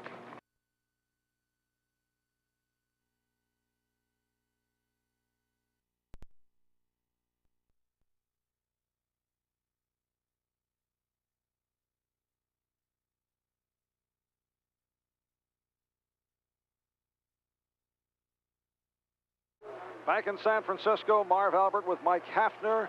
Seahawks leading it by the score of 21-10 as we get set for the kickoff. And I talked to O.J. Simpson prior to the game about that celebrated knee injury of his. Let's talk to O.J. O.J., everybody in the country wants to know about the knee. Give us a background on it and how it's feeling. Well, it's feeling pretty good. I have some problems with it because it swells up. Like after the game, it'll swell up. If I work real hard during the week, Wednesday is our big offensive day, so I work hard on Wednesday, so it swells up a little bit, so I can't work too hard on Thursday. So I try to keep a balance. I try to get enough work in on Mondays and Wednesdays and try to lay off it a little bit the latter part of the week so the swelling to go down. It hurts my conditioning somewhat, but it's what I got to do to play. Thanks, partner. Thank you. And O.J. has looked sharp in the first half, 37 yards, 10 carries, averaging just under 4 yards per carry. However, his club is trailing here, 21-10, as we await the kickoff from Efren Herrera. And the ball is toppled from the tee, so he'll have to tee it up once again. Back deep for the San Francisco 49ers, Paul Hofer and James Owens, as you look at the halftime statistics. Fairly even time of possession, right close together. 216 yards for the Seahawks, 209 for the 49ers. And the kickoff is a short one, taken by Owens to the 20. With a surge, 2 men are back as Owens races to midfield. Well, I said earlier it's been a disappointing first year for James Owens, but he has had 2 sparklers here today. And again, we see a kicker who saves the touchdown. Owens, tremendous speed, a great sprinter, world-class sprinter out of UCLA, a running back who has been moved to wide receiver. He breaks to the outside. Steve Rabel and Efren Herrera make the tackle. I haven't seen 2 kickers make the tackle in one game in a long time. A 41-yard run by James Owens. First down for San Francisco at the Seattle 48-yard line. Beautiful fake, Wilbur Jackson. Off the fake from DeBerg for the first down and much more. So Jackson, the 5-year man out of Alabama, who's been averaging about 3 per carry, adding to the stats right there, setting up a first down at the Seattle 34-yard line. Good call by Steve DeBerg. They've been going outside with very much success. This time just a quick handoff and fake the outside pitch. Wilbur Jackson found a hole, and he's got the speed to get in the secondary. Simpson and Jackson are the running backs. The tight end is Brewer as we reset the San Francisco 49ers. Again, it's Jackson. 4-yard advance makes a 2nd and 6 out at the 30-yard line. In the first half, the Seattle scoring on 2 touchdowns by Dornick, one on a 13-yard run, the other on a 3-yard plunge. Sherman Smith scored the other Seattle touchdown. O.J. Simpson for the 49ers, and the 25-yard field goal by Ray Wersching closed it off with 0 on the clock. O.J. down to the 26-yard line. Sammy Green, number 56, making the stop on the play. We talked about the emotion advantage that San Francisco would have coming out at halftime because of that field goal with no time left. They get a great return to the kickoff. They've had 2 excellent running plays, one by Jackson, one by Simpson, but they must score on this drive to keep that emotion up. It is a 3rd and about 1. Phil Francis, number 48, has come on to join Simpson in the backfield. Here's O.J. picking up the first down and more inside the 20-yard line. John Harris, the free safety, making the stop. Randy Cross and Keith Monhorst leading it off the right side. It's kind of like Arnold Palmer in golf. It's O.J. Simpson running the football. Every time he gets his hands on it, I get goosebumps because the man still has the moves despite 11 years of bruising, tackles, and serious injuries. And you have to wonder about O.J.'s knees on this very hard artificial turf. Although the last couple of weeks he has looked just fine. Wilbur Jackson got the call right there. Artificial turf will run anyone out. Of course, this is prescription athletic turf, natural grass, and that's an advantage for O.J. He played on artificial surface all the time at home when he was in Buffalo. Here he has natural turf, and that will help his knee. Jackson might have picked up a half yard as you look at the Simpson story for the day. 12 rushes, 50 yards. 2nd and 9 outside the 16. Francis back in, combining with Simpson. Backs are split now.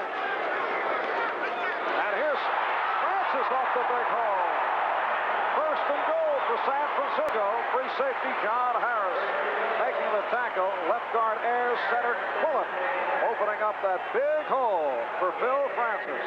One of the reasons that Francis got into the secondary so quickly, they faked the pitch out to O.J. Simpson. It drew the linebackers, and then Francis was able to pick his way. A hand for Francis, 7th round draft pick. Rookie out of Stanford, who had carried the ball only 6 times coming into today. Bill Walsh remembered him. He coached at Stanford and brought him to the 49ers. 1st and goal. Now Simpson to the 5. So a 2-yard advance. It'll be a 2nd and goal at the 5-yard line, and Francis returns to the lineup, replacing Jackson. And again, the reason for Francis in the backfield is to block for O.J. Simpson. Another reason they fooled the Seahawk defense when Francis broke that inside running play. We are early 3rd quarter, and the 49ers looking to get on the board, trailing by the score of 21-10.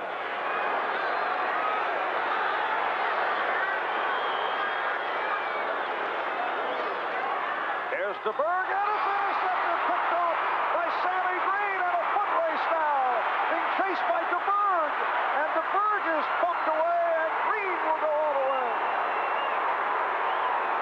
Sammy Green with his first interception of the season, and a big one because the 49ers were on the move. 91 yards. And we talked to Bill Walsh prior to the game about Steve DeBerg trying to force the football into a crowd, and this is just a bad throw. There's no other way to explain it. DeBerg made a great fake inside to Francis, didn't even look to see who was covering O.J. Simpson in the flat. Sammy Green steps in front. Now comes the foot race, and watch Cornell Webster. That's a guy that's hustling. Helped his linebacker out. And Sammy Green, 91 yards. Oh, he'll talk about that one for the rest of his life. Seahawks now lead 27-10. And Herrera with Zorn holding. A huge turnaround play by Green, make it 28-10 to the Seahawks. 10 minutes and 13 seconds remaining. 3rd quarter. A huge turnover. The intercept by Green to take it in, and the Seahawks lead 28-10. Well, Seattle coach Jack Patera certainly enjoyed that 91-yard intercept return by Sammy Green. That is a Seattle club record. It's the 2nd longest of all time against the 49ers, as we are informed by our statistician Jack Prote. 91-yard interception return by the 4-year veteran out of the University of Florida, Sammy Green. And again, a poor throw by Steve DeBerg. He set it up for Sammy Green. He took advantage. Efren Herrera to kick to James Owens and Paul Hofer. And it's Owens out to the 10. And this time, good work by the Seattle special team led by Don Dufek. And Owens is contained. A reminder, coming up in 2 weeks on Sports World. That's Saturday, October the 20th, the WBA World Heavyweight Championship fight between undefeated knockout specialist John Tate and Harry Coetzee. That'll be live from Pretoria, South Africa. You'll also see the legends of bowling with a top pro shooting for Sports World's big money split. Plus, if time permits, women's gymnastics from Moscow and celebrity poker. A blockbuster lineup October the 20th on Sports World. I know you're doing the fight. Can I jump in your bag and go along with you? That will be an interesting and long trip. Yes. Here's DeBerg on first down, and he's got Lenville Elliott. Short pickup. Keith Simpson, the strong safety, in on the play. Boy, does that big play by Sammy Green take the stuffing out of the ball club. I told you that the 49ers had to score because they had the motional edge. That interception by Green has just taken it away from the 49ers. Wild one between Pittsburgh and Cleveland. 9 minutes left in the ball game. Pittsburgh leads at 44 to 35. Brian Sipe just hit Dave Logan on a 13-yard touchdown pass. Sipe has thrown 5. Incomplete. Francis backpedaling, not able to hold on. He was covered by Green. Again, not a very good throw by Steve DeBerg, and the Boo Birds are out in San Francisco. The backup to Steve DeBerg is the rookie out of Notre Dame, a third-round draft pick, Joe Montana, who has been utilized as a holder thus far during the regular season. He has thrown only one pass, and that on a fake field goal attempt. And Montana had a good preseason. Held the last game, yes. Barb. And again, Bill Walsh said he didn't want to throw him in there to the Lions, much like Phil Simms at New York. So DeBerg, who has come on very well, won the job. And this time able to hit Elliott. Lenville Elliott near the... No, he picked it up out to the 30-yard line. Larry Pulowski, extra linebacker, making the stop. Left guard John Ayers with a good block. As Elliott picked up that first down off a good second effort. And Lenville Elliott, again, played under 49er head coach Bill Walsh at Cincinnati. Bill knows what he can do. It's the slip screen. There's Ayers, 68. The outstanding block on Kerry Justin. And then the second effort. And that will keep you drawing your salary on Monday afternoon. Is that when they pay? Get the check on Mondays, huh? That's it. First down from the 30, and here's Elliott on sweep. And Elliott with a nice move again out to the 40-yard line. Randy Cross led it. Keith Butler made the stop. And it's another first down picked up by Elliott. You look at the stats on DeBerg, and once again, it can be misleading. We mentioned that about Zorn in his effort last week against Kansas City. Look at the records, and it looks very impressive. But you look at DeBerg's statistics, he is number 4 in the NFC as you see that final Denver beat San Diego. But DeBerg has made a couple of real big mistakes here today, so you can wipe out all those statistics. Plus, he dumps them off like there. Wilbur Jackson out to midfield. And, of course, those short passes, the swing passes, will add to the statistics. Look at total yards and average yards per gain, and DeBerg is not up there among the leaders. That's his story today. And again, you pick up the paper tomorrow and you see statistics like that and you say, hey, not bad. But a couple of real big mistakes. And the 49ers, who were on the move just moments ago, could have been taken out of the ballgame on an intercept by Green. No gain at all for Phil Francis. So it'll be a third and about 1. Beeson in on the tackle along with Boyd. It's really disconcerting to the 49ers when they blow a 74-yard drive and it turns right around to be 7 points for the Seahawks. That's tough to overcome. It is a third and 1 at the 50. San Francisco with Singleton and Fodhorse at the tackles. Cross and Ayers at the guards, pulling the center. Second back coming through. Elliott picks up the first down. Lenville Elliott with the first down. Peter Cronin, middle linebacker, makes the stop. It is a first down for the 49ers at the Seattle 47-yard line. San Francisco now trailing 28-10. 7.5 remaining in this third quarter. Can't really count the 49ers out yet, but this drive better result in something besides a 91-yard return with an interception. The lone setback, Francis. Cutting to the right side, penalty marker has been thrown down. Larry Pulowski making the stop on Francis. Holding penalty indicated by the referee, Pat Haggerty. And it's against the 49ers, and that'll stop a drive every day of the week. So they will move it back. San Francisco with a record of 0-5. They do have one of the more difficult schedules in the National Football League, and we're involved in some close... Holding, number 71, offense. Involved in some close ball games with Minnesota, and Dallas, and L.A., and New Orleans.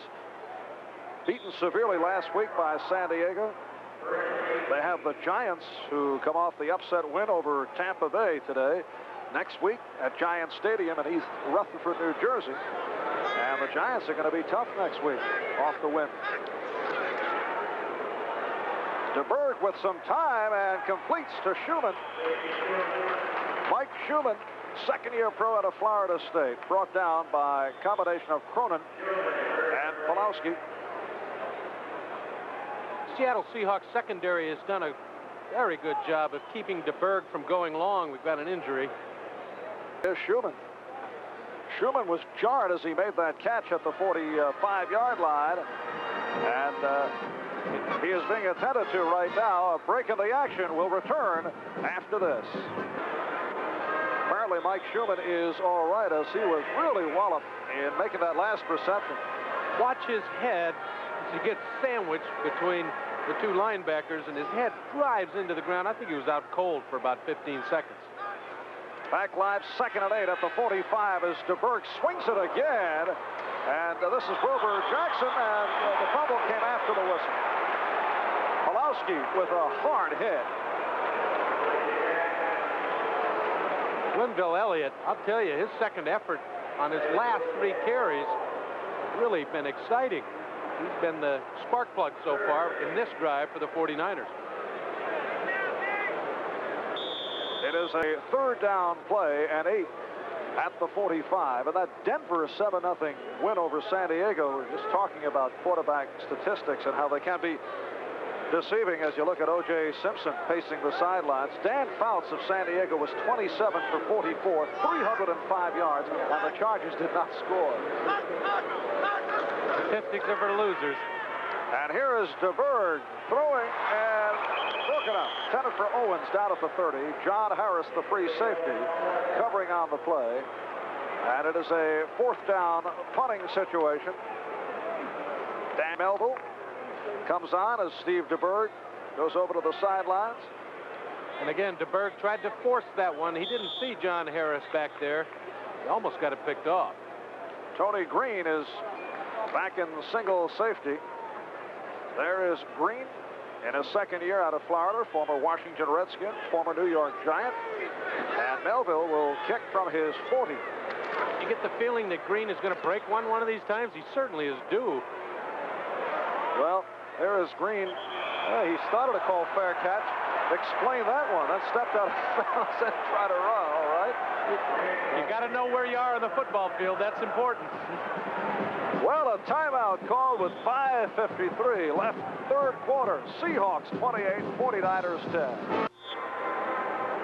Back at Candlestick in San Francisco, there's O.J. Simpson, who missed the last San Francisco series, as the Seahawks now go to work. 1st down at their 9-yard line.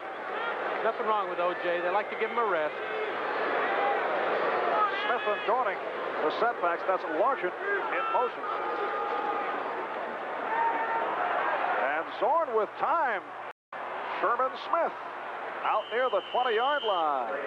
Again, a beautiful fake by Jim Zorn. Willie Hopper, the right linebacker, making the stop. And it is a 1st down for Seattle. We're looking at Mike Schumann on the bench. He's obscured there a bit by the doctors. The report is a slight concussion, and they don't know whether he'll be back today or not. You don't want to take any chances with a concussion. 1st down for Seattle at the 20. Mark Bell, the rookie out of Colorado State, is now in at tight end for the Seahawks. The work out of the eye. Dorning, straight ahead move. Picks up 3 on the play. Buns and Vincent combined to make the stop. The 49ers defensively have Archie Reese, Ted Vincent, Jimmy Webb, Cedric Hardman up front. The linebackers, Dan Buns, Gordy Saraceno, Willie Hopper, the cornermen of Charles Cornelius and Gerard Williams, and the deep men Tim Gray and Melvin Morgan. It is a 2nd and about 6.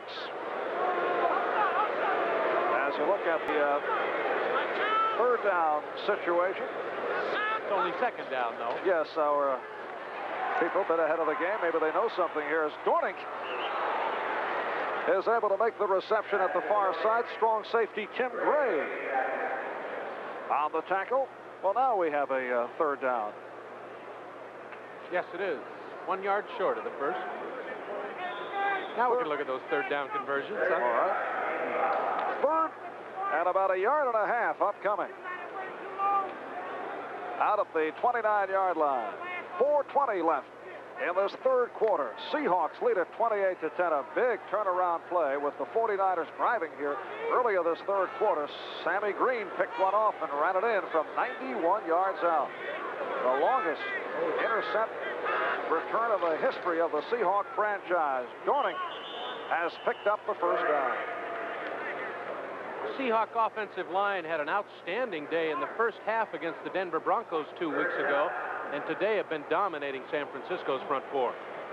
Coming in today, Seattle 3rd in the AFC offensively, 3rd in passing, 5th in rushing, but defensively a solid number 10. Very poor against the pass.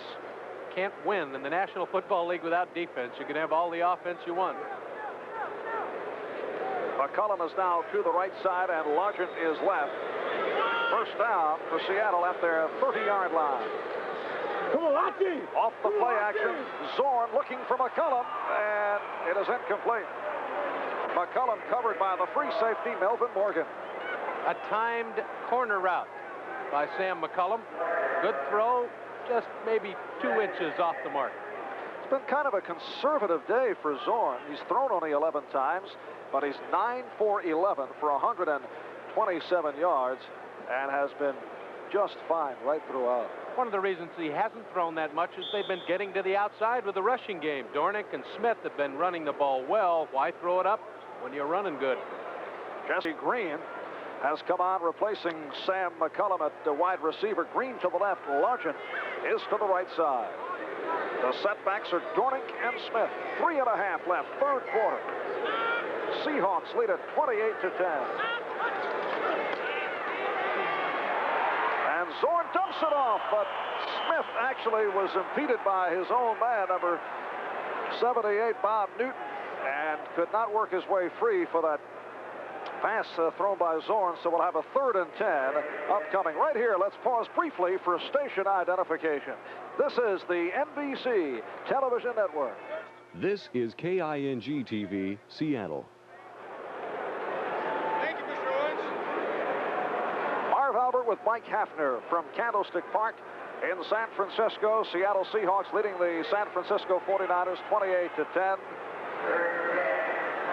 The big play, a 91-yard intercept and a run for a touchdown by Sammy Green early in this 3rd quarter, with the 49ers threatening. A poorly thrown pass by DeBoer. That time Zorn was just able to get it away. Intended for Dornick with Buns covering. And we'll get another look at that last play as Seattle is stopped by San Francisco. The guy who made this play an incompletion was Jimmy Webb, number 74, the defensive right tackle. Tremendous pressure on Zorn. Zorn didn't want to take the sack, so he threw it up. But Buns was all over Smith. Back live, Herman Weaver punting from his 15-yard line. Brett Sullivan and Tony Dungy are back deep. And this is Sullivan. Sullivan with nowhere to go as he crossed the 25. Larry Pulowski, backup linebacker, in on the tackle. 3 minutes and 12 seconds remaining in the 3rd quarter. The Seahawks leading it 28-10. San Francisco 49ers take over now. 1st down at their 27-yard line. Owens split to the right and Sullivan left. O.J. Simpson is back in. combining with Wilbur Jackson. And DeBerg will throw on first. Again, the dump off. This time Simpson lost his footing. It's a shame that the skinned infield from the baseball diamond is still here. It will be sodded in next week, but that doesn't help O.J. today because he slept on that stuff. Robert Hardy was able to cover up on the juice out at the 30, so it's a 3-yard gain, a 2nd and 7 for the 49ers. 2 minutes and 40 seconds left in this third quarter.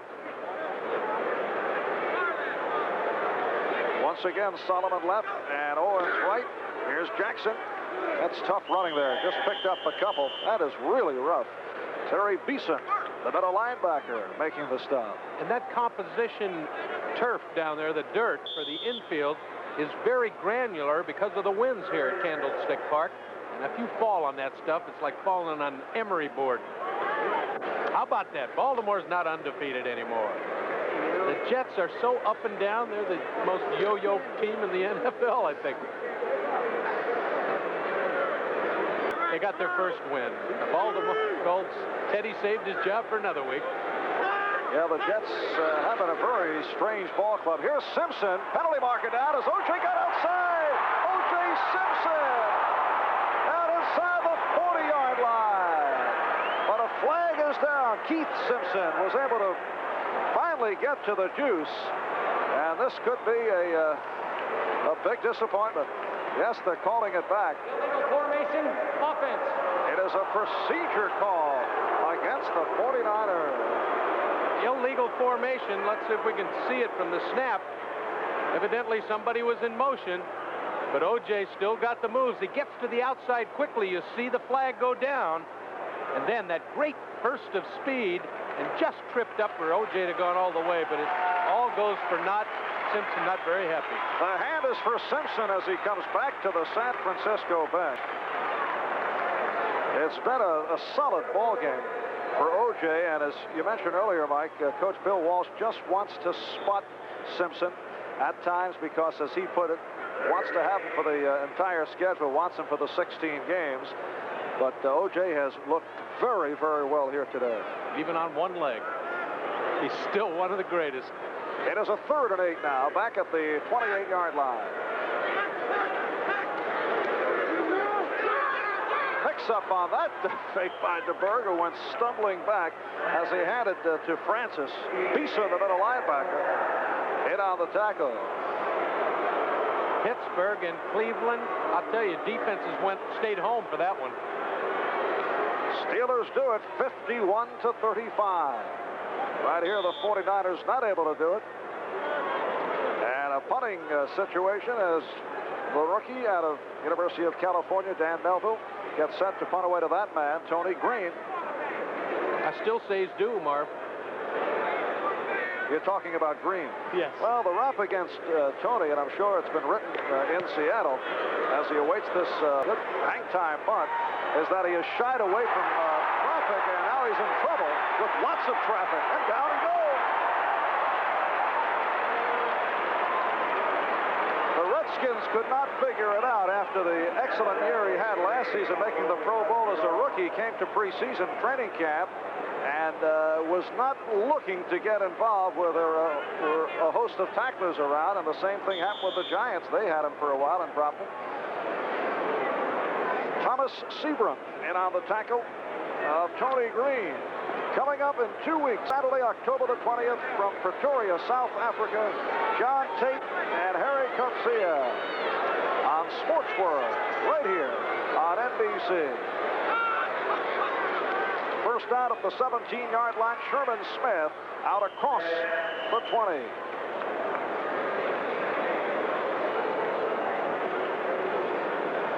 We have 40 seconds remaining. In this third quarter, Seattle Seahawks 28, San Francisco 49ers 10. A 4-yard advance for Smith.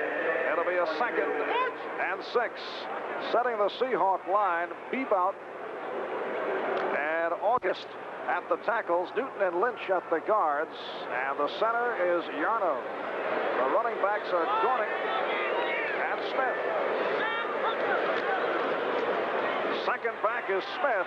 He tried to follow, but he could not. Try to follow Newton.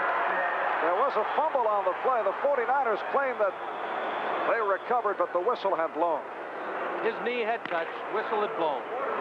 And now the gun has sounded, and that's it for the third quarter. So 3 in here at Candlestick with the score. Seattle 28, San Francisco 10.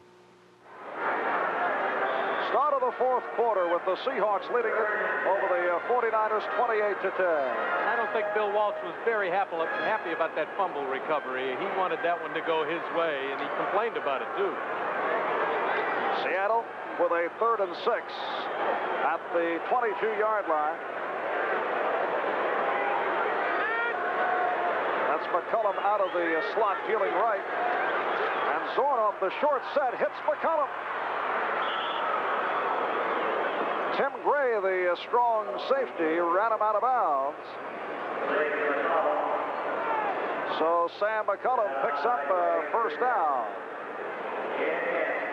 All right, once again, that address, U.S. Olympics, Post Office Box 1980P, Cathedral Station, Boston, Massachusetts, 02118. First down out of the 32-yard line. Again, the Seahawks go slot left.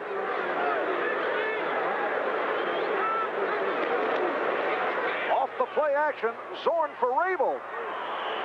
Well, the official holding that marker got out of the way in a hurry. A wise, swift move over at the far side. Charles Cornelius, the left cornerback, made the stop, and it's another first down for Seattle. Final score, Dallas Cowboys 36, Minnesota Vikings 20.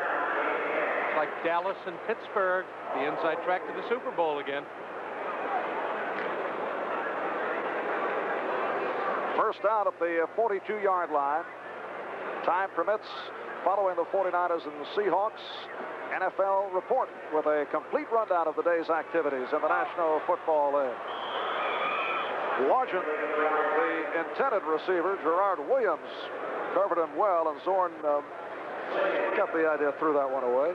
Well, I think it was more the fact that Steve Largent slipped when he was trying to make his out move, and that threw the timing of the pass off. Zorn is 11 for 16, 147 yards. We are in the opening minute of play, fourth quarter. And the Seahawks lead at 28-10, led 21-10 at halftime off 2 touchdowns by Dornick and 1 by Smith in the first half. Big play in the third quarter, 91-yard run off the intercept by Sammy Green. And that with the 49ers threatening, looking to move right back into this ball game. Dornick twisting and turning his way across the 45-yard line. Dan Buns, number 57. Second-year pro out of Cal State Long Beach, making the stop on 33, Dan Dornick. It is a 3rd and 5 at the 47. Dornick, 52 yards, 17 carries. Now, once again, Jack Patera inserts Jeff Moore for Sherman Smith. He's done quite a bit of that here this afternoon. Moore, the rookie, out of Jackson State. McCullum in motion. Intended for McCullum, but underthrown by Zorn. McCullum covered by Tim Gray.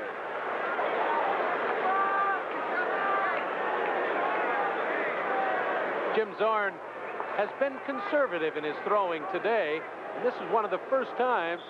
There you can see him setting his man in motion. He didn't see the move of the knee the first time. He finally got his attention. And then not really a great throw afterwards. Herman Weaver to boot from his 30-yard line. Solomon had it drop in front of him, and Rabel downs it. Heavy rush that time by the 49ers, and that caused Herman to try and get it off quickly in a poor punt. 13:49 remaining fourth quarter. We'll be back after this. Next Sunday here on NBC, an outstanding lineup of NFL action. Starting at 9:30 a.m. Pacific time, NFL 79 with Bryant Gumbel and Mike Adamle, and a look at Wild West football. That's Canadian style in Calgary. And then the action, Buffalo at Miami, Pittsburgh at Cincinnati. Those will be the 9:30 starts. At 10:30 Pacific time, New England and Chicago and Houston and Baltimore. And later on, Seattle, San Diego, and Denver at Kansas City. The completion to Wilbur Jackson makes his way out to the 30-yard line. Sammy Green on the tackle. So Jackson, the receiver, is Steve DeBerg in his third year in the NFL, coming off a knee injury in the final game last season. DeBerg was born in Oakland, grew up in Anaheim, California. With the 49ers down by 18 points, obviously, by the computer, they need 3 touchdowns. Can be done. I've seen it done, but it's going to be tough. 2nd and 8 for the 49ers. The swing for Jackson. Good hard tackle out of the 34 by Autry Beeman. It's good to see Beeman back in there making those tough tackles. He lost his job to Simpson at the strong safety spot. He'll be knocking people down for the next couple of weeks trying to earn his job back. They mark it just inside the 35, so that sets a 3rd and 3, 12 and a half left in the 4th quarter. 49ers to the line, led by their center, Fred Quillen. And Simpson, nice second effort by O.J., but comes hobbling off to the sideline as he picked up that first down. You can see him protect that knee. But again, O.J. Simpson with the great glide. You remember the old days when he had that burst that he'd always save. Here he glides, jumps over a tackler. Again, breaks another tackle. But watch at the end of the run. Hobble out. Don't hurt that knee. 61 yards, 14 carries for O.J. First down for San Francisco at their 45-yard line. O.J. on one leg, averaging over 4 yards a carry. It's incredible. Owens is split to the right. That's Simpson in motion. And DeBerg dumps it off. A juggling act by the wide receiver, Freddie Solomon. Butler and Green converging to make the tackle as we check the NFL scoreboard. Kansas City over Cincinnati, 10-7. Upset at Giants Stadium. The Giants do it to Tampa Bay, so the Buccaneers finally lose a game. Philadelphia over Washington, 28-17. New England beat Detroit, 24-17. Right here, a 2nd and 2. And DeBerg to throw, goes the right side, diving catch made by Solomon. Let's see how they roll it. He caught it. It is a completed pass. Seahawk players were giving it the incomplete side. Cornell Webster covering up on that tackle. As we said, Patriots beat the Lions 24-17. In the last minutes. Chicago over Buffalo. That in the hail that Mike mentioned earlier. That's why Buffalo had no pass offense. Joe Ferguson. Saw the Green Bay loss. St. Louis beat Houston. Another upset. Right here, first down at the 34. O.J. Simpson. And again breaks tackles to get inside the 25. Butler and Harris combined to make the stop. The left tackle, Ron Singleton. You'll see number 67 unleash O.J. I wonder if the Seattle defense now will stop looking at O.J. hobbling around off the field, taking rests, because the guy still got it. I mean, he does this all on his own. Broke 3 or 4 tackles, and he gets a round of applause even if he walks off the field.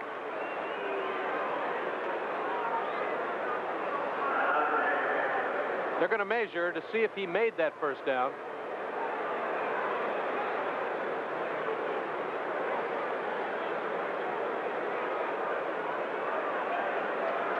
While they're measuring for this first down, maybe we can get some more finals. They did make the first down. So it's a first down at the 23.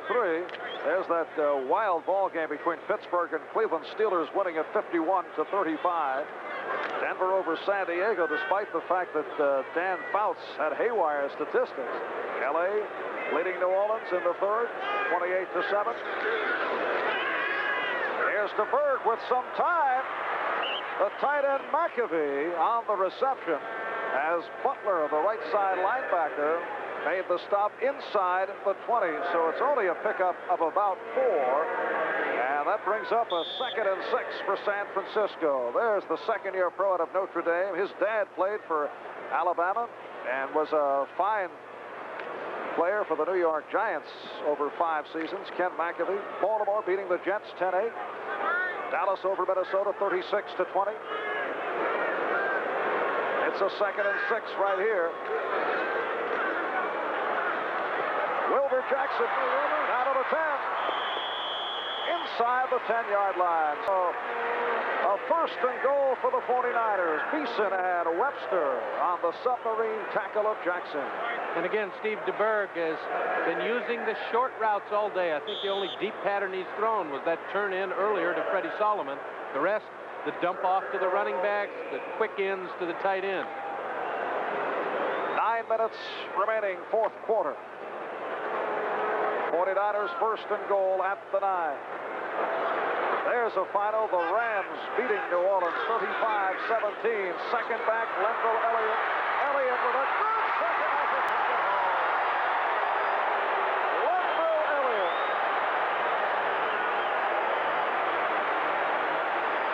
And the 49ers now trail 28-16. Linville Elliott made this run all on his own. Watch how he jukes at least 3 potential tacklers. The fake inside to Jackson held one linebacker. Now here, Cornell Webster, forget it. He faked him. Now Simpson has a shot at him. No chance.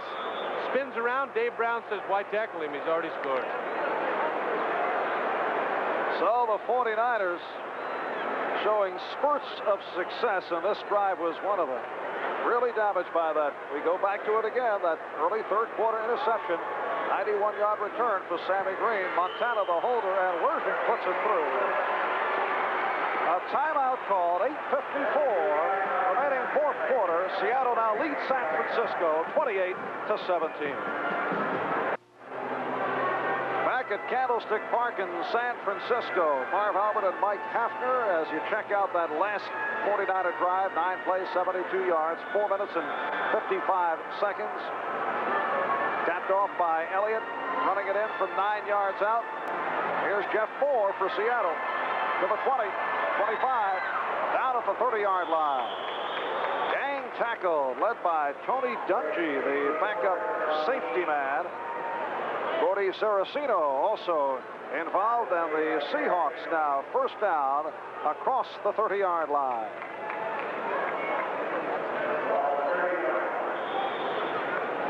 '49er defense, if they hope to keep their offense in the game, have got to stop Seattle. No 1st downs on this drive. Seattle sending Green to the right side, and now, no, he's going to the bench. They had 12 men on the field. That's why. Green to the right and to the bench. Lodgett out to the right side. That would have been an effective play. This is Jeff Moore out to the 37-yard line. Yes, this is not the Canadian League where they use 12. Hardman and Reese, the 2 outside men combining to make that stop.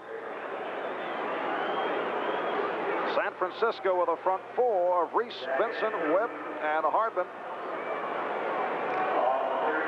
The linebackers are Buns, Hopper, and Saraceno. In the corners, Cornelius and Williams, and Gray and Morgan on the deep man. 7-yard pickup. It's a 2nd and 3. Here's Dorning.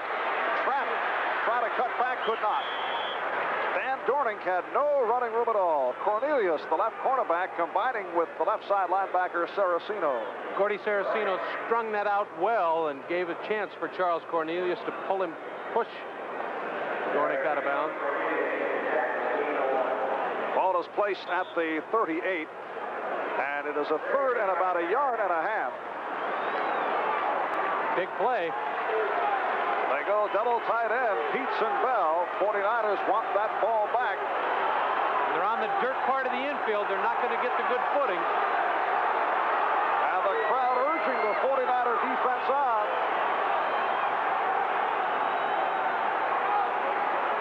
And Zorn throws. He's got Largent for the first down. Steve Largent on a 3rd and a yard and a half. Coming up with a key reception, stopped by Gerard Williams.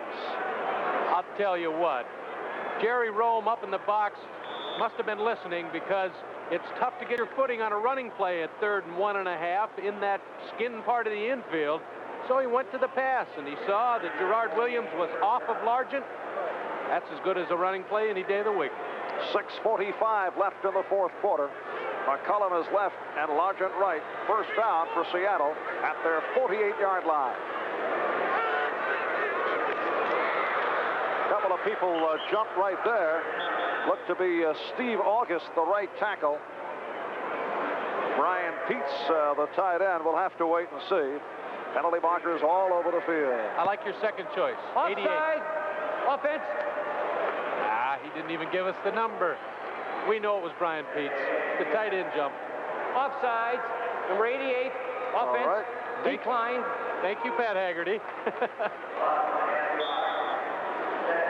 Penalty is declined because they lost a yard on the play. It'll be a 2nd and 11. Al Hunter has come on for his first play from scrimmage, replacing Dan Dorning. So now a combination of Hunter and Moore. You have to wonder about Sherman Smith, and that he's not in on this series. All right, Zorn off the short setup. Steve Rabel. Rabel to the 45, and he and Gerard Williams get involved. Rabel obviously felt that he was not down, and Williams wanted to make sure. I think Williams a little upset. That's the 2nd time in a row he got burned on that quick hitch pattern. Once for the first down by Largent, this time by Rabel. He's still short of the first down, though. An important 3rd and 4. And Dorning returns. So Hunter departs. It is a 3rd and 4 now at the 46. Dorning's the good pass receiver. That's why he's back in this 3rd and passing situation. And Zorn looks to throw. Goes incomplete, intended for McCullum. So the Seahawks are forced to give up that football. 49ers played that well. Gordy Saraceno was all over Dan Dorning, and that was the primary receiver for Jim Zorn. He was covered. He had to throw it away. Herman Weaver setting up back behind his 40-yard line. And back deep, it's Fred Solomon and Tony Dungy. 6:21 left 4th quarter. And the 49ers now with a chance to get back in. A good hang time by Weaver. Misjudged, but recovered by Solomon. And it's not easy to judge them in Candlestick Park. It blows around up there. Well, a timeout has been called. When we resume, the 49ers will take over. Check your local listings for the game in your area. San Francisco now starting out back at their 12-yard line, 1st and 10. They are trailing 28-17. 6:12 left in the 4th quarter. And here's DeBerg with problems, gets it away and overthrows Wilbur Jackson. Carl Eller was just lurking and waiting to make the kill. I'll tell you, here's the old veteran, 71. He gets fooled a little bit on the bootleg pass, but he recovers well. And look at DeBerg. He says, who is this number 7? Looks like looking in a mirror. He's 17, looking at 71. Let me get rid of this football now, and he did. Just threw it away. It's a 2nd and 10, back at the 12.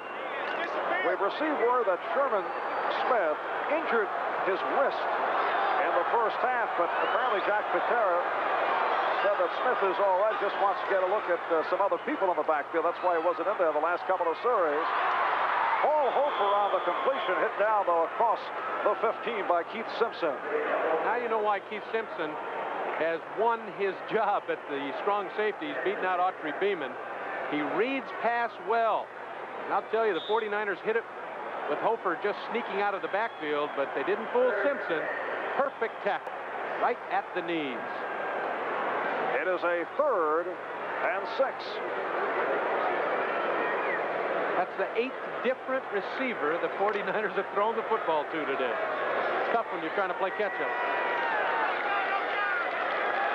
James Owens now split wide to the left side. And this is Hofer trying the left side. Simpson able to bring him down across the 20-yard line, but he's got the first down. It's going to be close over there. I think he's short. He marked it way back.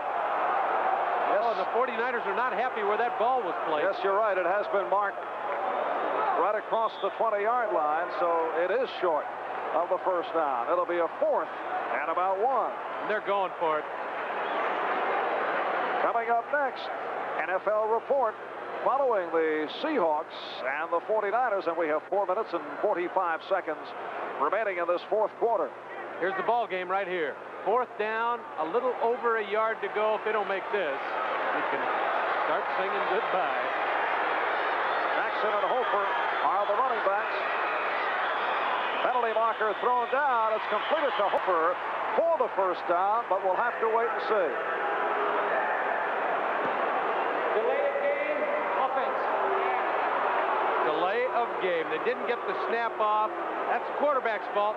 He's got that 30-second clock staring him right in the face. He should have gotten it off. Now they'll have to punt. Delay of game, offense, 4th down. There's that 30-second clock. And off the delay of game penalty, 49ers are forced to punt. Mental errors will kill you. I can hear Bill Walsh now, the 49er head coach. There's Dan Melville back at his goal line. That's Tony Green in single safety, so we get a 10-man rush. And Melville just does get it off. Here's Green at midfield with great coverage by the 49ers, and Green able to get away. Green down to the 20 and pushed out of bounds. I had a premonition. He finally broke one, almost fumbled it, though. He ran past that coverage. They were all over Green. Owens and Francis combining to push Green out of bounds. Here's what Tony Green hadn't been doing. He wasn't ready to challenge the tacklers, and this time he just took off. Look, he almost loses the ball right there. Now his great speed, and he's pointing out blockers. Get that man for me, and I'll go all the way, and he's pushed out of bounds by 2 of the 49er defenders. Bill Francis, the main man. And a timeout has been called. We'll be back right after these words. On the 30-yard punt return by Tony Green, the Seattle Seahawks now 1st and 10 down at the San Francisco 21-yard line. 4 minutes and 12 seconds remaining in the 4th quarter here at Candlestick in San Francisco. Marv Albert, Mike Hafner, and Zorn lines it up out of the eye. He has Jesse Green to the right, Steve Larkin to the left side.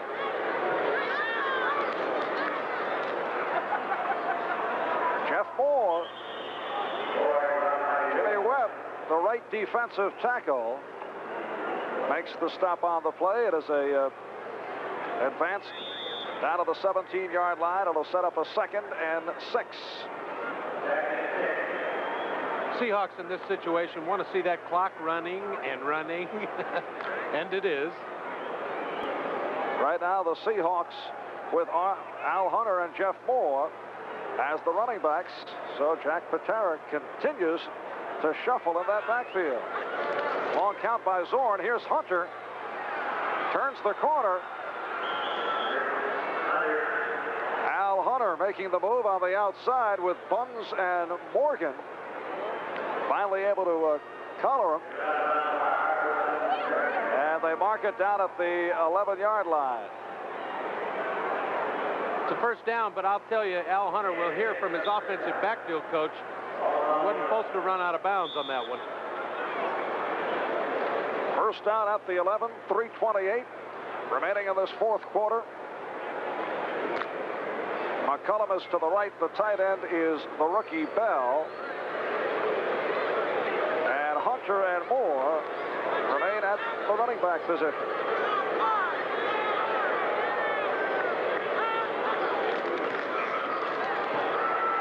Hunter down to the 5-yard line.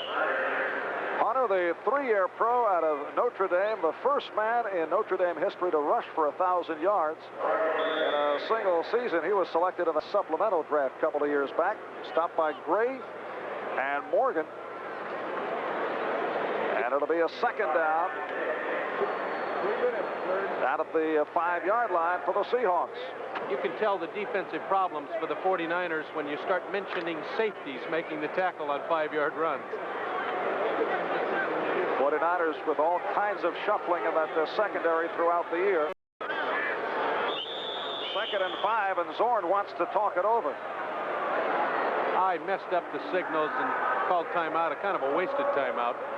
A reminder, the lineup for tonight here on NBC, starting at 7. It'll be Disney's Wonderful World, Part 2, The $1 Billion Duck, starring Dean Jones. At 8 o'clock on the big event, Gray Lady Down with Charlton Heston, David Carradine, and at 10, Prime Time Sunday with Tom Snyder, all here on NBC. And keep in mind, following the Seahawks and the 49ers NFL report, Bryant Gumbel and Mike Adamle. Seahawks leading at 28-17, 2:45 remaining in this fourth quarter, and a Seattle timeout. So Zorn gets some extra time, talk things over. I don't know if they really want to put the ball up here, but if they want to score, that would be the call. And you and I did the Oakland and Seattle game where they scored on with no time left on the clock on a pass.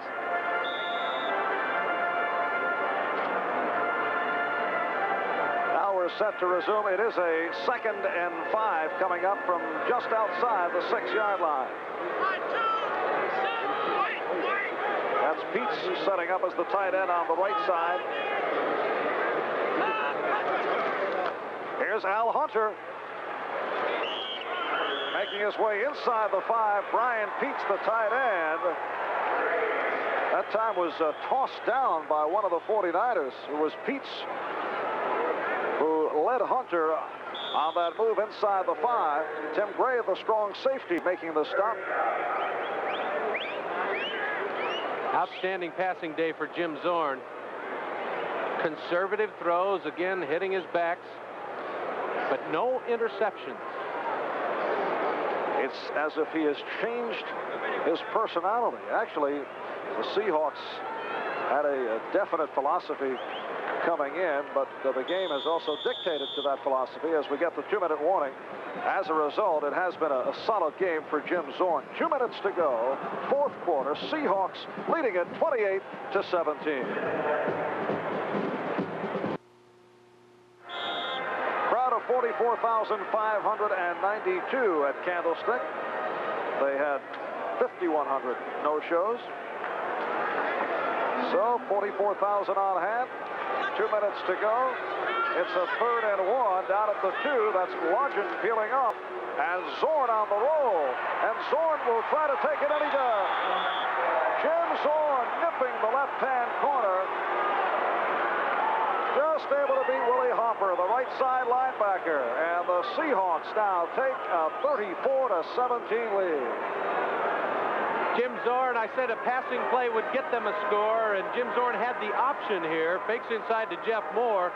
He's looking for someone open, but sees that he can beat Willie Harper to the corner. 59, steps into the end zone, and no more boo days for Jim Zorn, at least not to this point. Efren Herrera, who has been perfect, will try for the extra point with Zorn holding. The Seahawks have taken a 35-17 lead. So, a minute and 55 remaining. And we'll be back after this pause.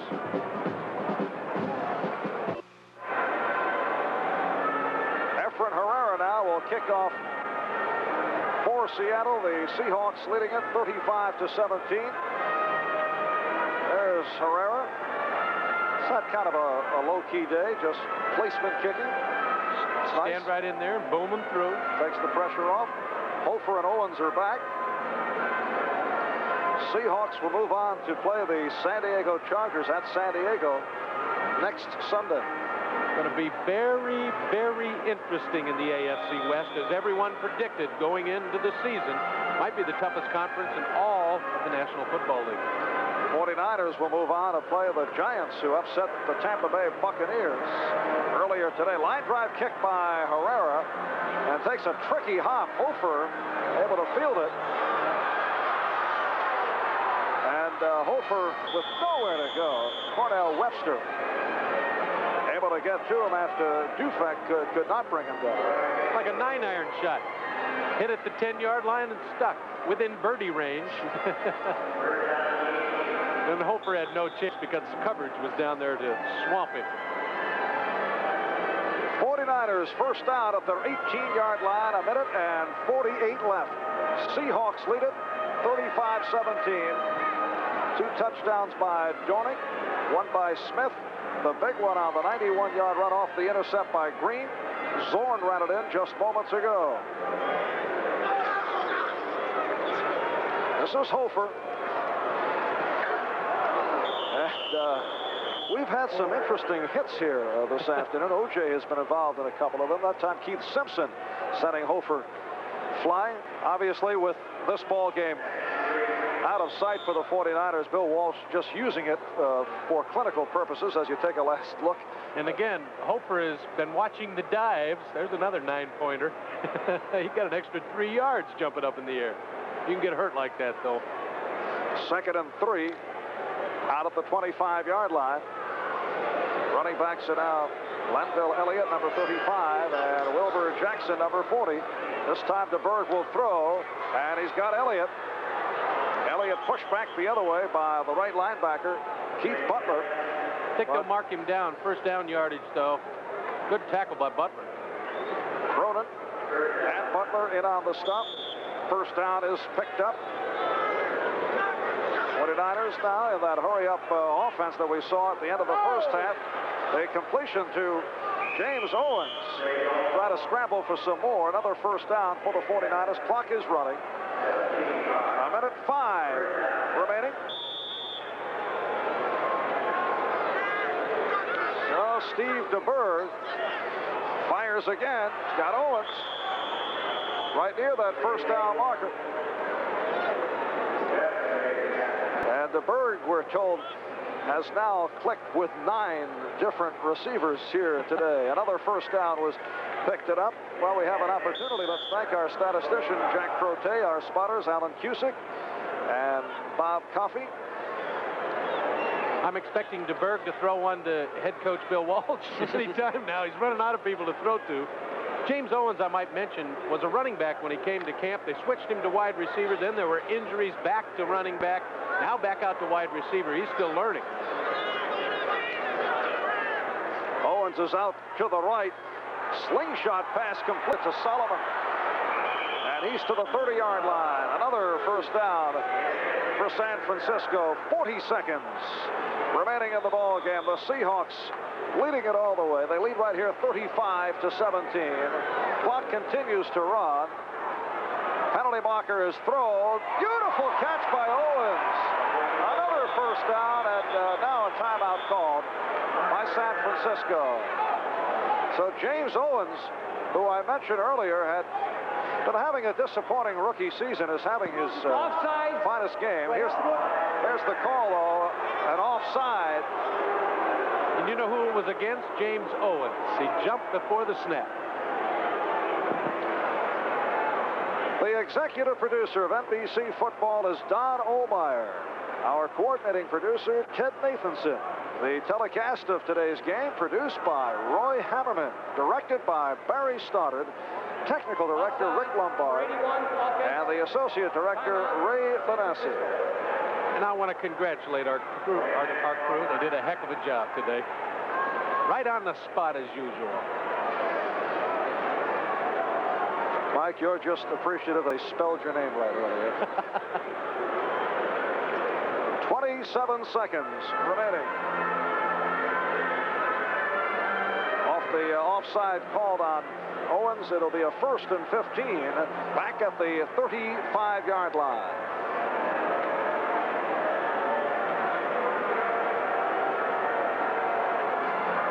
And keep in mind, NFL Report.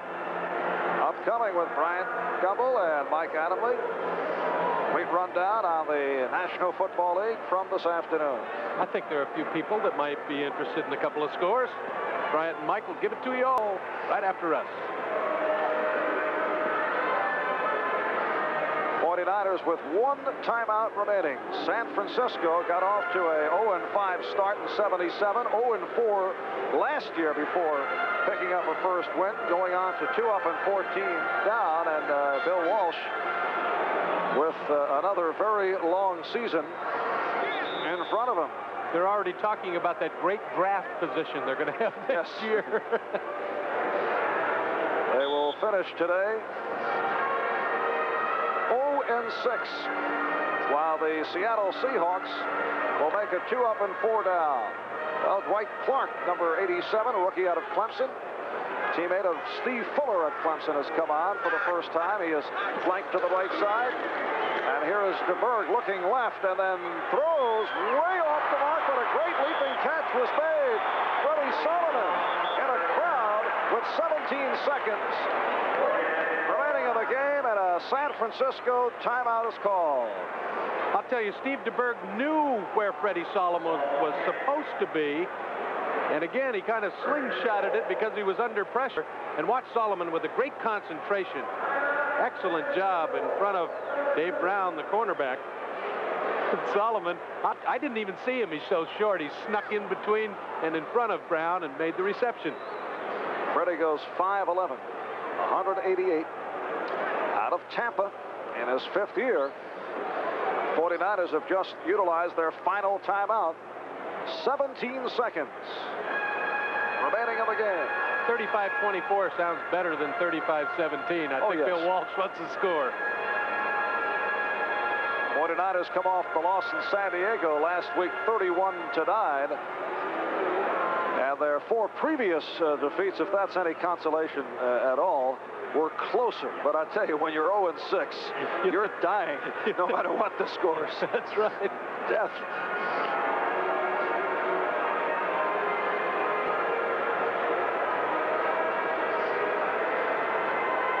Here at the Candlestick, you see 17 seconds remaining.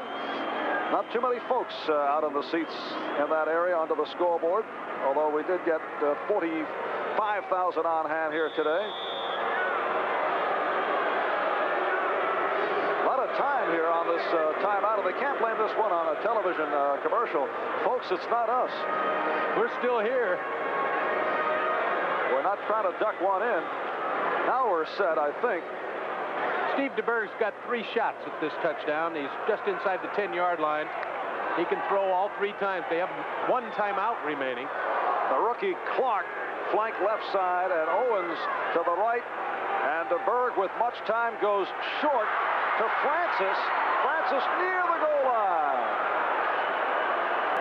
Phil Francis, with time running down. 6 seconds remaining, and he is hurt. He got sandwiched at the goal line, and I can feel the ribs right now. That hurt. Get an official timeout as that ball is placed at the half-yard mark. Francis says he wants to stay in the game. Well, he's going to stay. No, he's going to come out now. But he gets a big round of applause. That was a gutty run to the 1-foot line. And it will be a 2nd and goal from that spot. There's Phil Francis.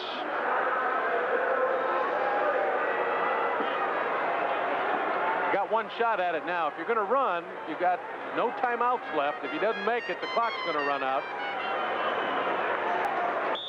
Francis replaced by Lenville Elliott. They go double tight end with Brewer and McAvee. In this situation, though, I would roll out and give my quarterback the option to throw or run, much as Jim Zorn did on the last touchdown for the Seahawks.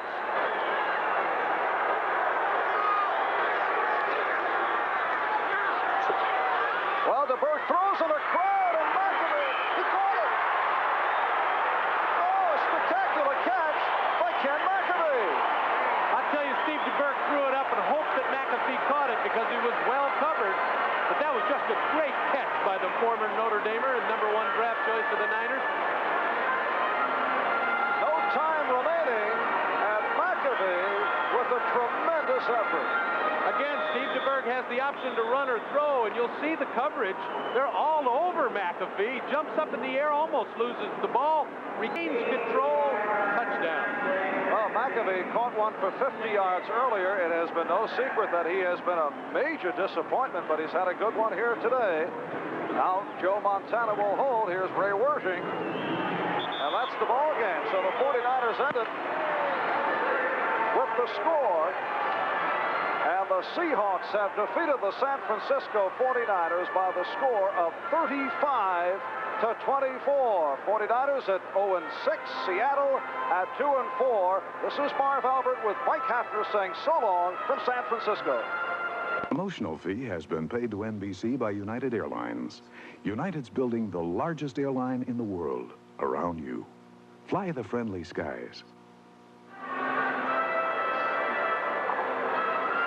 From Candlestick Park in San Francisco, let's go to New York for NFL Report with Bryant Gumbel.